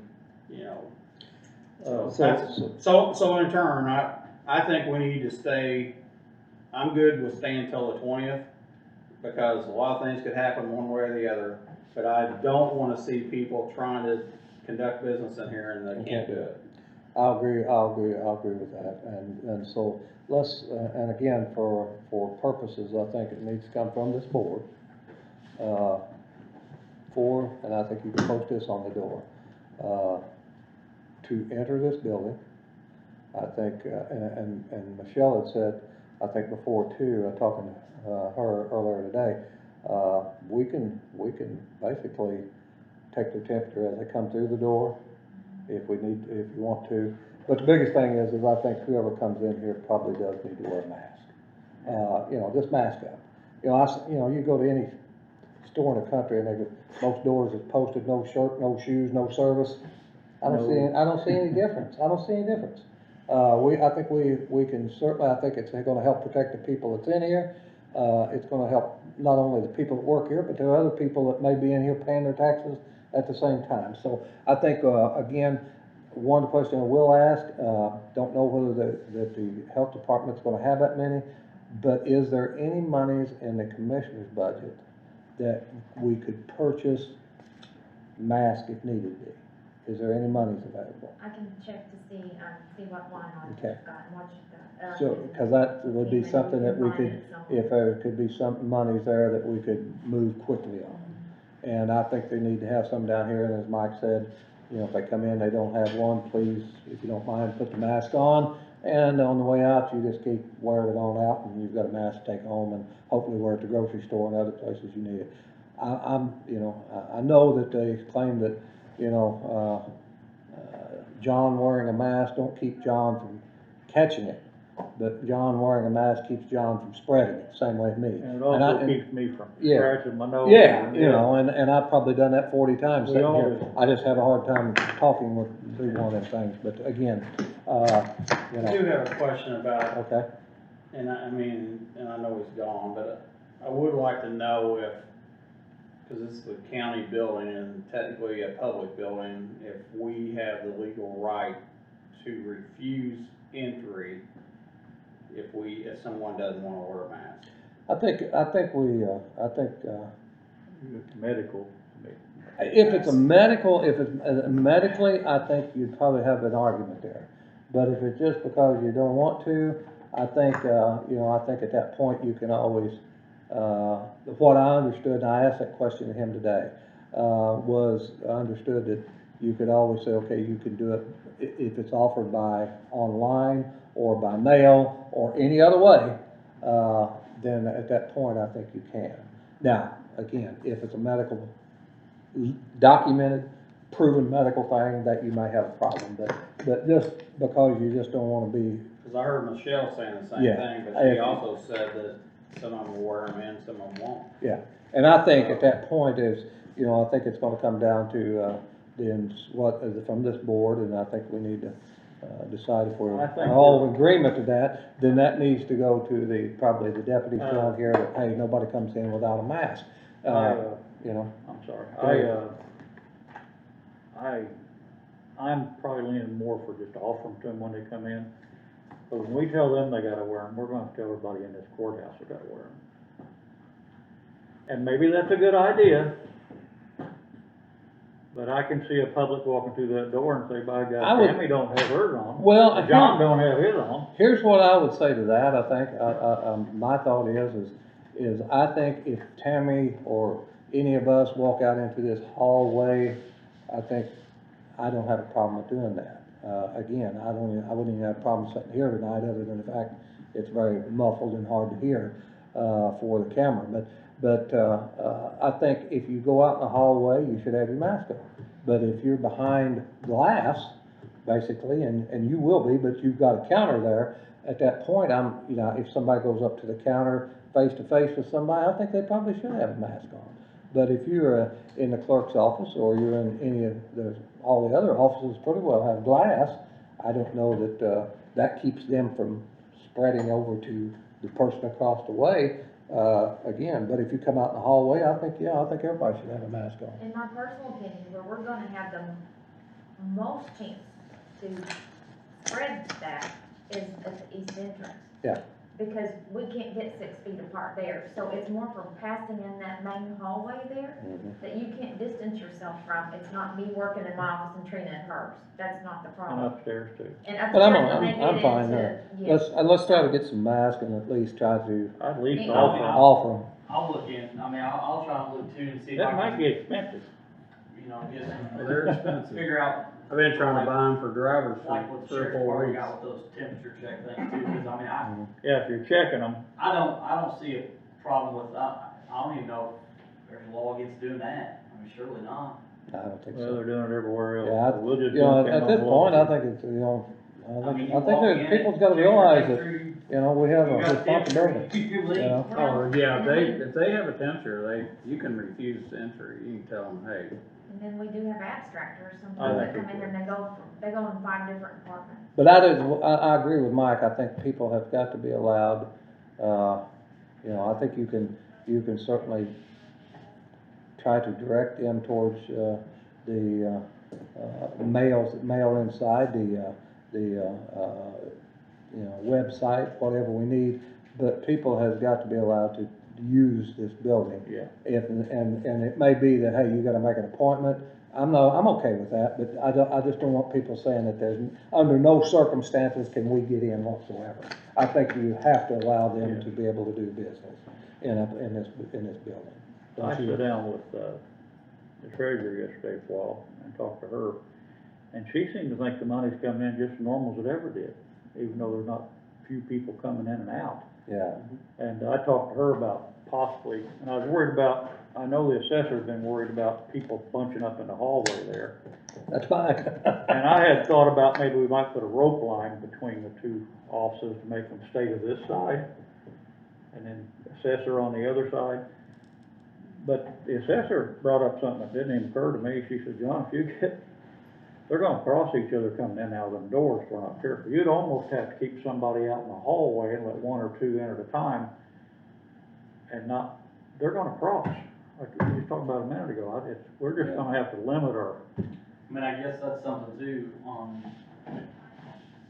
Sunday is the due date, so. Yeah. Well, that's a due date, but it's not the date where you can't keep paying and not get penalties. Yeah, they can, Which basically says they got to they July. go July The 10th. date, Yeah. the date is normally when they show up, is Yeah. that date, so. So Friday would be the big day this week, probably. Yeah. Is that gonna be, I mean, how do you But want that maybe to we'll work? be back to normal operations before this penalty phase And ends. they're- That's what I'm hoping. Yeah, I think at that point, I think for Friday here, I think you just gotta, I mean, I think it's gonna fall on to the deputy sheriff down here to say, you know what, He did.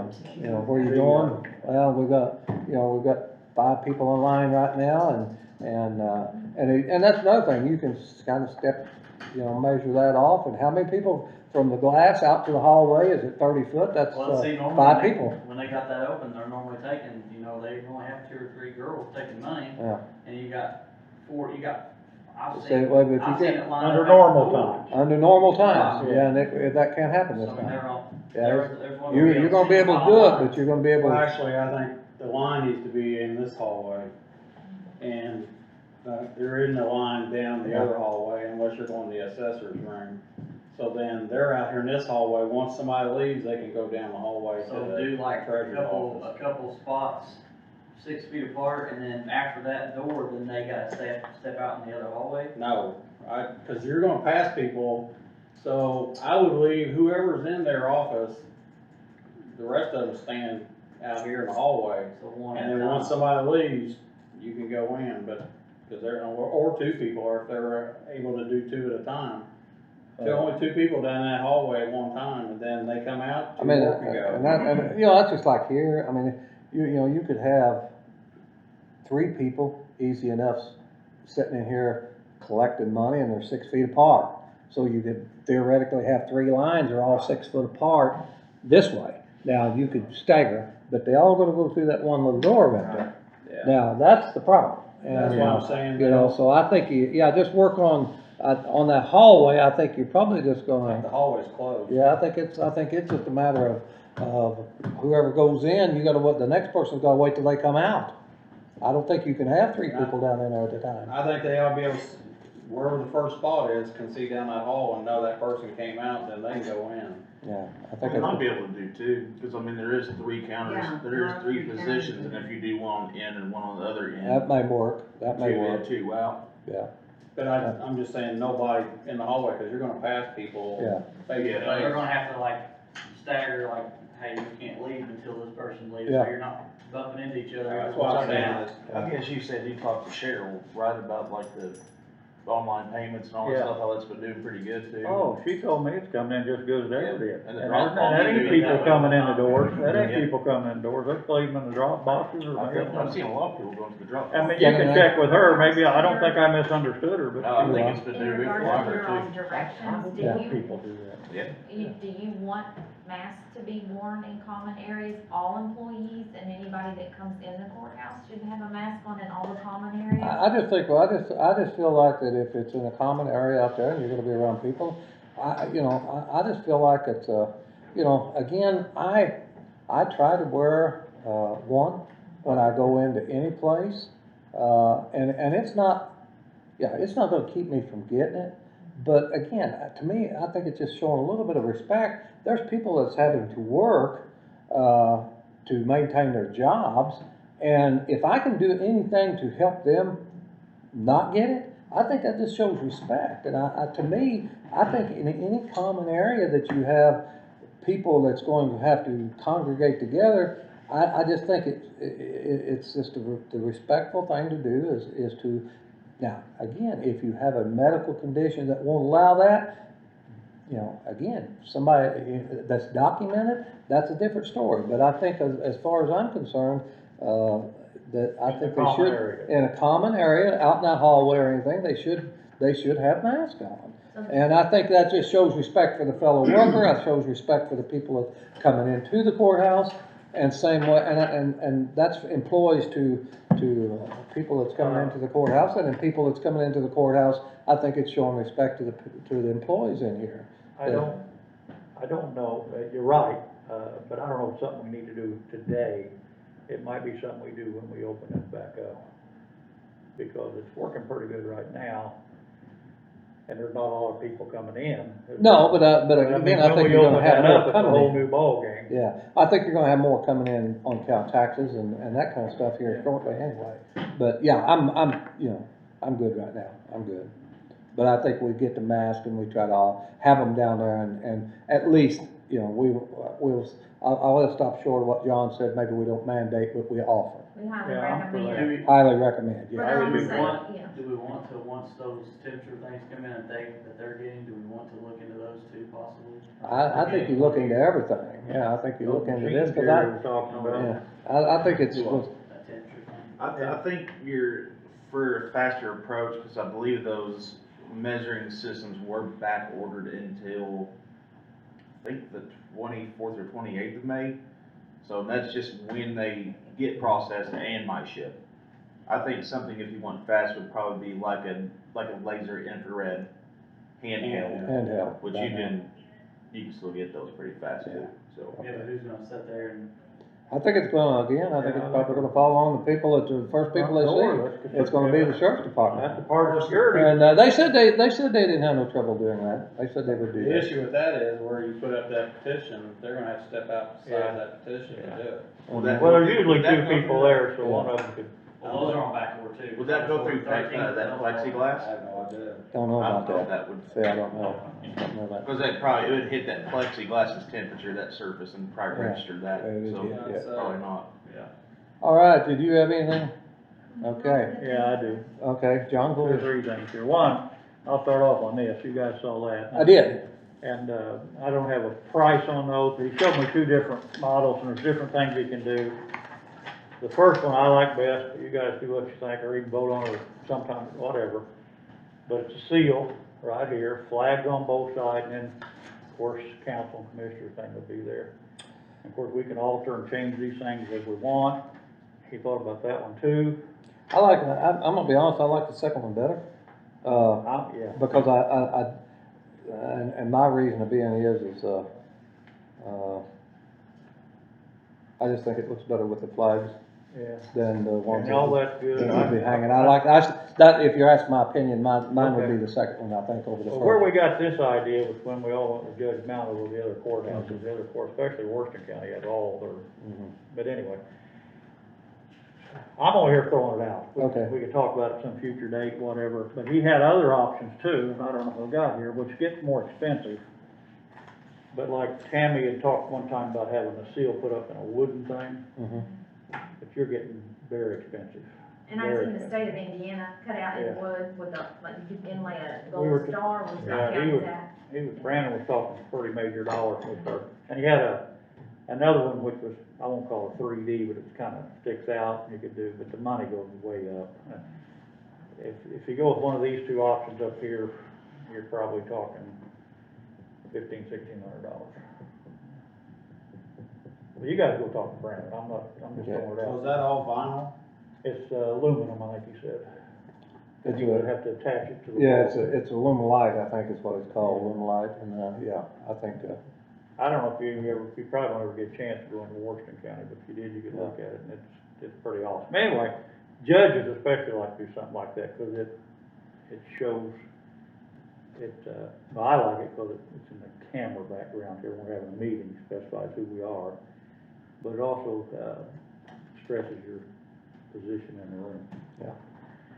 But Okay. I don't know, if you guys know Brandon, if you see him, Yeah, talk to him yeah. about it. And, So you don't have a price? it was, this one here, I don't have the price, but it was around $1,600. I'm like Bob, the flag, both flags are already here, so I'd rather have just a seal. Actually, this may seem hard to believe, the most expensive thing was, or not the most expensive, but where it's too expensive was the name tag. sure, I bet, yeah. And those went up, and he was gonna put them up to where, you just pull a new one out, and put a new one in. Yeah, yeah. So every 2 years it changed probably. Yeah. So, he gave me some price, but it was basically $1,600 for this one, and it was, I don't know, $200 or $300 or $400, I don't remember exactly, but it was less for this one. Okay. And even if we want to do it, that's another question, so. Yeah, I think that's something that we can, I don't know. I think it makes it look a lot better. I think you're right there. I had Anything else? Yeah, I do. Okay. You should know about this. Adam called me last week that BJ had a bunch of money, and I called BJ, and he said, is it the Oprah thing? Actually, no, it's, this here is, And we are, registered, we have got our application in, they did receive it. This is through a company called Ameriqual, they're a company out of, Evansville, Indiana. They, are the world's largest, distributor of food for the military. And also, they distribute more food packets for FEMA than anybody else. And what's happening is there's in the CARE Act, they manufacture this stuff in Evansville and they put it together. In the CARE Act part, the USDA and a program called Farmers Feeding Families, or Farmers to Families, excuse me. They are, the big push is on because, as you know, the pork and the dairy industry has been hit very hard. And the USDA is according to Ameriqual, and I talked to them on the phone, they have put together 3 food packets and things to be given out. And a municipality can apply for it. That's the way it was. So I did go ahead and apply. To give you, I guess a quick scenario of that, if, and we'll know after this Friday, but if everything holds true, they will not only, it will be refrigerated trucks would come in, that where you would pass stuff off the back of them, which would be pork and chicken mostly. That box, one box will feed a family of 4 for 5 days with the meat products. What we're looking at right now, just to be honest, if my wish list comes true, this program would last through December the 31st, and we would have approximately 23 semi-loads of food a week coming to Scott County. A week. Excuse me. Yes. 23 a week. That's a lot of food. Each truck will hold about 2,000 units, which is,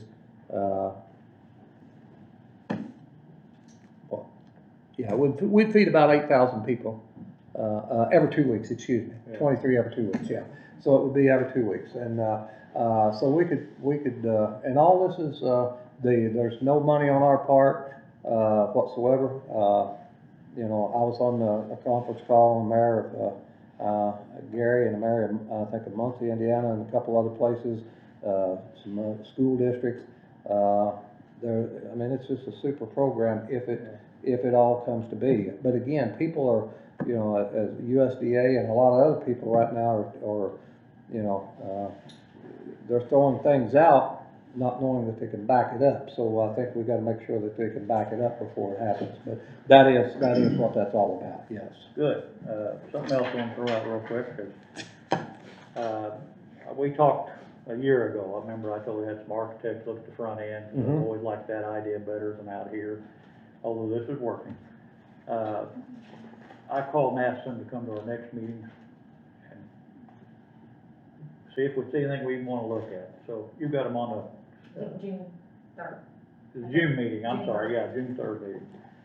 Where They're are out they of at? Jeff, what's their names again, Alan? That Michelle Temperman Ritz, Michelle Allen Ritz now, something like that. They're the ones that did the architectural work at the health department. Okay. So they're just gonna come talk. It's not gonna cost any money. Yeah. They're just gonna. Yeah, and I told them, I said, it's a money issue, And everyone- we all would like to do this, but if it's gonna cost.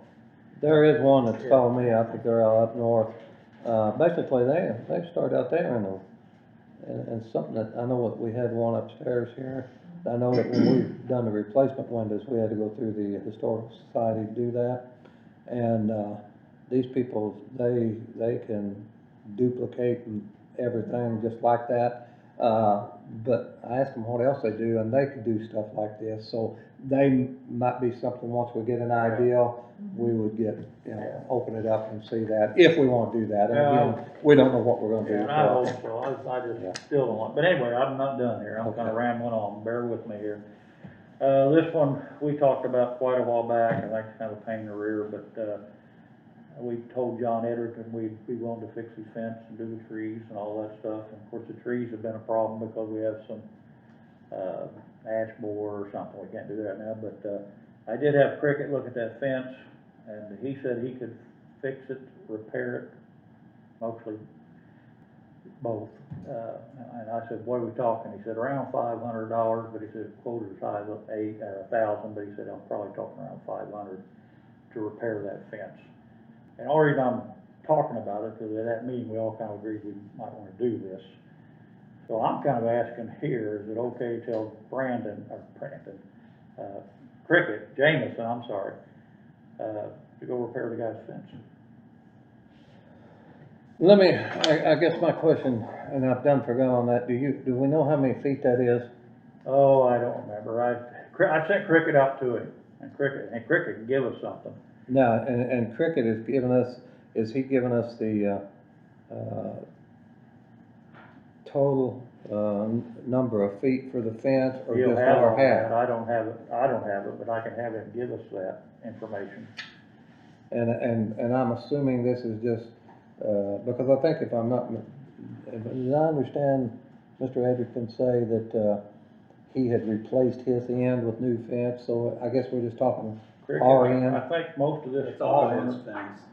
Huh? It's all his fence, it's not, it's ours. Most of what Cricket's gonna do is labor. Well, it's gonna be, again, it's his fence, but if it joins our property, we're responsible for at least part of that fence, as far as to maintain it. That's the that is Indiana fence law. The law says that you, it don't matter where you got livestock or not, it says that you meet at the middle of the property, you take to the right, they take to the right, you face your neighbor, that's your end of the fence, and that's what you're responsible for. Well, the number he gave me was 500, but he said but he was talking 500. I said, maybe we ought to throw 1,000 out there, just in case it goes over a little bit, but he's thinking around 500 grand. I mean, to me, that's not expensive. Well, to me, it's worth it too, but Yeah, I mean, that- I don't to me- wanna say, Cricket, yeah. go do it. Well, the last time, the county highway went out and did it. Yeah. So- And again, now, with that being said, I will say this, the Indiana state fence law also says that, just because somebody wants a new fence, don't mean they can have to have a new fence, it's your responsibility to keep that fence maintained, that it turns animals. So at We that, stretched it last time, so- put another post up. so if that would do that, then at that point, I would say just, instead of tear it out and replace it, if it can be fixed, just fix it. Yeah, and like I Yeah. said, Cricket said most of it's labor, so he said, I think we'd have to buy some. Yeah, that's what. You'd have to buy some, he said, but most of it'd be labor. And all I'm asking is, do you want me to tell him yes, or we're gonna talk about it later? I'd rather not hear it again, so. I'm okay with it. I mean, Wait a minute, I didn't catch all that. He I said- said I'd rather not hear it again, so So I'm for it, but Yeah, it's, I am okay. too. I think we're You all. wanna three. cap it at 500? I think right now. Give him a little leeway? Yeah, let's do that. Tell him Okay. that we, that at this point, we'll. We do got that. money for that? Again, I have it. I mean, surely we could come up with $500 or $600. I don't think it'll be any more than that, but, Yeah, I know your professional services line is tanked already, so. well, yeah, I don't think I'm Cricket not out there and then sure say, we ain't got no about money for that. Yeah. Let's check with the council. Let's wait till Tuesday Can- and can let's we- check with the council and make sure that they get the money. Okay, no matter what we do, I wanna give the man an answer. Yeah, there you go. Well, with Greg left, I mean, so is Rubicon still gonna cut the trees? I'm hoping. Before he left, I asked him that question, he said they would. He told me they would. I'm sure they're shut down right now. Well, if I'm not wrong, the whole reason they're not doing anything is because of the ash borer or whatever it is, the state won't let you cut the trees. There is a time, There is some a months time, that you can't cut anything, so. yeah. It's bad. But he did tell me he would do it, Mike, so, No, I think this is actually the Emerald Ash Borer on this one, I think, I don't know. Okay, I'm still going, hang Go on. ahead. Bear with me, this one is, we've talked about this stuff before, but I have had a couple employees ask me, when we open back up, some of them still would like to have a separate entrance just because they don't want to be walking in with the public, as long as the virus is an issue. I don't, Okay. I don't know that we can do that right I'm now. not for that. Yeah, we Okay, can't do that. I just brought it up. Yeah. And the next thing I wanna bring up is, I would like to sometime, it's not right at the moment, but, assuming this is gonna come back and hit us this virus again in the fall, everybody's telling us to go into it, it could come back as harder. I would like somewhere along the line to us have some kind of a joint session with the council, whether it be, I don't know how we do it, but I would like personally to have Ken Irwin come down, I'd like to have Bob Houston come down. I would like to have anybody we might have to need here to make sure we have policies set up in the fall. And this thing here, we got blindsided, Sure. and the whole state did. But I don't, if we get blindsided again in the fall, it's our fault. Yeah, I agree. So somewhere along the line, maybe June would be a good idea, but I would like to have a session somehow where we get a policy book set up and pass out to everybody. If this ever happens again, this is exactly what's gonna happen. No more questions, no more can I go home, no more whatever. They all know ahead of time. I'm good. So, I mean, I don't know when would be the best time, and I mentioned Ken Irwin, I know we gotta pay, but he's our policy guy. But I'd like to have Michelle there and our attorneys and, somewhere along, I don't wanna see it happen again where we argued with the council over this and that. I want everybody on board to get it all lined out for the future. So, that's all, but I would like you guys to think about it, maybe we could set up something in the future to do it. Okay. I got two things. Go. First of all, I've talked to, Mr. Paget, which is the new CEO of Scott County Memorial Hospital. Also, he's the CEO of Clark County Memorial Hospital, about a coroner's room out there. I know Kelly started this process a long time ago, and Kelly actually had it worked out. Mike, Everett actually had it worked out with their corporation, and then, of course, Kelly passed away, Mike Everett got replaced, and now I'm going back through the process again. He did reach back out to me, I believe Monday, and said, hey, I have talked to some people, they remember what the deal was, and he's still coming back and trying to see what it is and gonna get back with us. So, we do need to do something here with the coroner. As I said before, this is gonna be the first time in my lifetime, and probably the life of Scott County, that the coroner is not gonna own a funeral home. Yeah. So, that's gonna cause a lot of problems that people don't even think about, because, there's no place for the body to go at a murder scene or any place else, because the state of Kentucky doesn't take, people to the medical examiner's office anymore. So anyway, he's working on that, and the current coroner, Jerry, got me a quote on some just basic equipment that would fill that room, and it's somewhere in the ballpark of $10,000. So no matter what we do, before now and January 1, we're gonna have to supply a room wherever that room's at, with equipment. So you might take that to the council and say, you better find at least $10,000. And that's for a cooler, and what I'm trying to do is talk the CEO out there because that cooler or a cooler at the hospital would benefit them as well. Mm-hmm. They have somebody pass away in the ER, they could take them down there and put them in a cooler, and they can hold them for X amount of time until a funeral home shows up. But, again, we've never experienced this in my lifetime, and it's coming. I mean, it's gonna happen. So one way or the other, we're gonna have to make a decision what we're gonna do and how we're gonna do it. The other thing is, just want to put out a thought for Raymond Jones. He's fighting some, I think he's got pneumonia actually right now, but he was transported to the hospital the other day, and been kind of worried about him, so. Well, our thoughts and prayers are something might be with him. And I'm all for looking at all those. Before I leave here, I don't know, I suppose everybody's got one of these. I got one from Board of Commissioners from Tyler. You guys got it? Yes, well, I was gonna bring that, Well, I mean, we gotta start looking there again. and, yes, and, So he's gonna hang on, I didn't read all this, but I assume he's gonna hang around till we get. Tyler, I'll say it, I mean, Yeah, go ahead. Tyler reached out to me a couple days ago and, said it just, I guess with this COVID and with some other stuff, he just, feels like he's at a breaking point and feels like he wants to just step back and be a paramedic on a truck and the reason he reached out to me, he wanted to make sure that, that he was gonna have a job. I mean, hey, can I step away from this position back in on a truck and still keep my job? I mean, as a paramedic. That's not an extra job, is it? No, it's, No, no, he's gonna give. No, but most places, you move up, but you never move back. Yeah. Most Yeah. places is like that. I asked him to reach out to Dr. Crosdale, and he did, and Dr. Crosdale has the same thought. I mean, I haven't talked to him, Tyler did. Dr. Crosdale had the same thought I did. Tyler's always, been a paramedic that, I know, I've worked with him, I know what he does.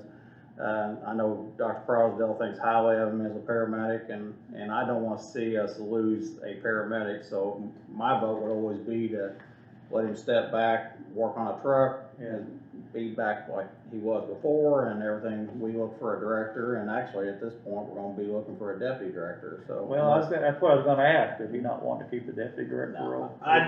He never did contact me that job was empty, that she Well, was I've taking been a hearing job. rumors, See, but she I haven't. left. Yeah.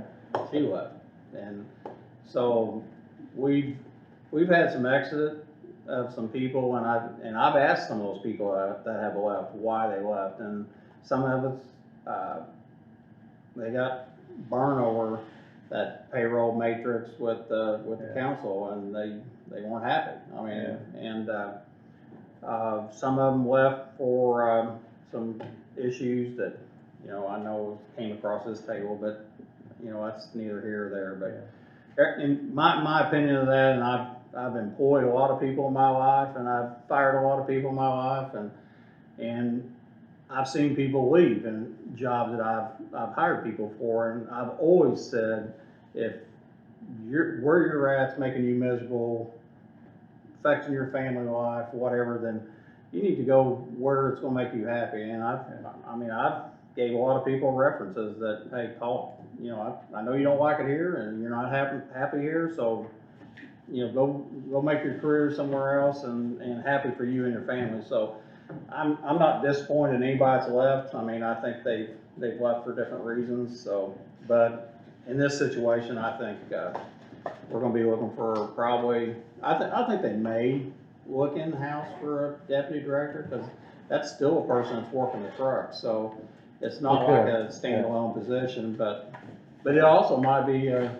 avenue for us to look at maybe turning the trainer out there into maybe a deputy director trainer position. I mean, we could look at the money and see if it's. Well, we've it's talked about cheaper. this before, but I think as much as I want somebody that's in there, maybe that's best too, but, we talked earlier, we gotta have somebody who's got to manage too.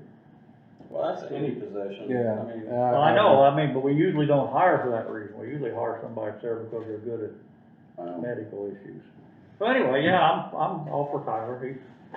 He's earned his way. Yeah, I'm fine, I think, with that too, so. And he gave it, I don't know if you read all the way through it, he did give a 30-day notice so that we have an opportunity to advertise and possibly We need to interview. do that immediately. And actually get somebody hired before he steps out. Yeah. So I think we need, Usually that position in the times past, it's been advertised for about a month anyway, because Yeah. it's just such a, it's a unique Yeah. kind of thing. let's So go 2 ahead. weeks usually doesn't get it on that particular position. Well, let's get it out in the paper. There was always, now. there was an issue before about, we gotta make sure what we advertise for. It used to be you had to have 2 years and. Well, we were worried about the bachelor's position because with the paramedic class, you have to have a paramedic bachelor's degree to run that program. That's why we're still using. But it wasn't a paramedic bachelor, it was you had to be a paramedic and hold a bachelor's degree, right? Not a bachelor's degree as a paramedic. Yeah, and the I think- bachelor's thing always confuses me Yeah, a little yeah, bit, 'cause I think got a bachelor's degree. Yes, but you had to be a paramedic to go along with it. It And I don't would know. make sense to me that the bachelor's and- degree ought to be associated with the job. And again, I don't know that you have to be a paramedic to hold that position. I think it always had, but to be in that position as a director, I've even wondered about that. Does it have to be a paramedic? I don't know why. Well, here's what separates that, I believe, is that if you're just wanting to hire a director over EMS, they don't have to hold anything. Mm-hmm. But that person can't train a class, they can't, because you can only train to the level of your highest position. So Yes. if you're an EMT, you can't teach in a paramedic class. So you can only teach to your level. So in turn, you can hire a director that doesn't have any technically You any can hire a experience. manager. You can hire a manager. But everybody under them needs to be somebody of a paramedic degree. And for us to have a paramedic class that we have, that person has to have a bachelor's degree and has to be a paramedic. So that's why Jacob's still contracted to do that part. True. So that's how that, I mean, you don't have to hire a director to be that, but they're gonna be a manager only at that point, because they'll never go out on a truck because they don't have the experience. Well, it may be, if we hire somebody for then or whatever, we might want to consider sending them for some management classes. Okay. Just a thought. Anything else? I think I'm done throwing. You're done? Yeah. All right, I've got, one thing. Again, excuse the bag, but, under COVID situations, you get what you get, you Yeah, I know? wondered what you were You bringing you get what you get. I've seen bags like that before. And I bet you have. Guys, I done this back, early, but of course, we've been in lockdown of COVID, and, the reason I done this, I wanted to do something, and let me go on record and say that the monies for this come out of my pocket, so this is no county monies and whatsoever that was used on this. But I wanted to do something I guess on behalf of you guys, that would kind of commemorate the 2020 as the 200th anniversary of Scott County. And so I thought, well, you know, what can I do? And I come up with this little ideal. And so anyway, I'm going to give this to you tonight. Let it be known that, again, for the record, no county money was used. This is my money. Mike, this is yours. And John, this is yours. Thought it would be something, but I did not realize that there would be plenty to commemorate year 2020. And, you know, it's kind of unique that we're at our 200 year anniversary of our county and birthday, and I just wanted to get something that had your name engraved, so we come up with a badge ideal. And I went through the sheriff's department, and Jerry and actually Donald Spicer helped me pick these things out, and so I just wanted to get you something and say thank you. And it's, you know, I don't know if there'll be ever another board that will have to fist fight the things that we've had to during the first few months of this year. Again, like I say, this job is it can be very rewarding, but it can be very tough. This is the second pandemic that I've had to contend with, and it's not been, neither one of them's been fun, but again, it makes it easier when you got good people to work with, and I certainly appreciate both of you guys. I appreciate that too, but like I said, I wouldn't thought at the beginning of the year, or actually the end of last year, thinking there's gonna be a lot of celebration this year for being 200 years, and it's kind of not been anything because we've all been shut down, and and probably the first time in my life that there won't be, there could possibly not be a county fair. I think it's done. I think is the county fair done? Do you know? We will know on the 12th. Okay. It doesn't look good. That's what I've heard. And we are kind of trying to figure out, they're trying to figure out if they can, like, take the demo and have it one night at some point during the summer as a local entertainment. And then we're also trying to figure out if there's some way we can combine and perhaps extend the Bicentennial Festival that was originally scheduled for September 4th and 5th. It's schedule a couple more nights and maybe have entertainment there at the grandstand and move everything down there at Fairgrounds. Well, I'm sure That's, everything's gonna get juggled around, but. It's, been a unique situation, you know? Do we vote to keep the meeting or courthouse closed or not? Till the 20th? I don't think we actually voted on it, did we? No, you did not. I'm fine with doing that. I Yeah, think by you would say consensus, consensus. yeah, I The think by 20th is our next meeting, right? yeah, Or by not? consensus, we will leave it as it is. And again, leaving it as it is still should give the opportunity for somebody to come in here Yeah, if they have to. yeah. Now, we want them to do, you know, drop off mailbox, we want them to do, whatever we We do a lot of can. security, Yes, desk drop off, but pickups. other than that, then, but again, keeping with what Mike said, if they need in here, they've gotta be allowed to come in. And one more suggestion. Let's get a Let's picture of all three if you're giving us these. Marty, you take a picture? Yep.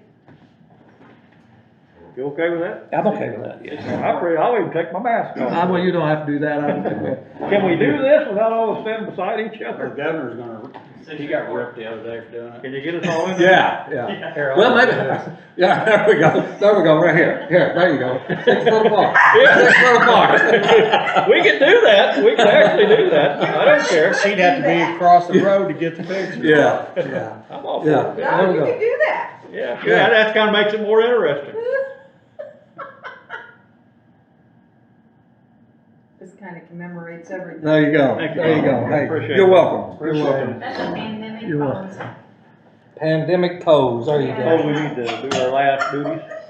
Yeah, we Good just one, need to good adjourn the one. meeting, so I will, ask for, a motion. Motion made. Second, I'll second. we're out of here. There you go.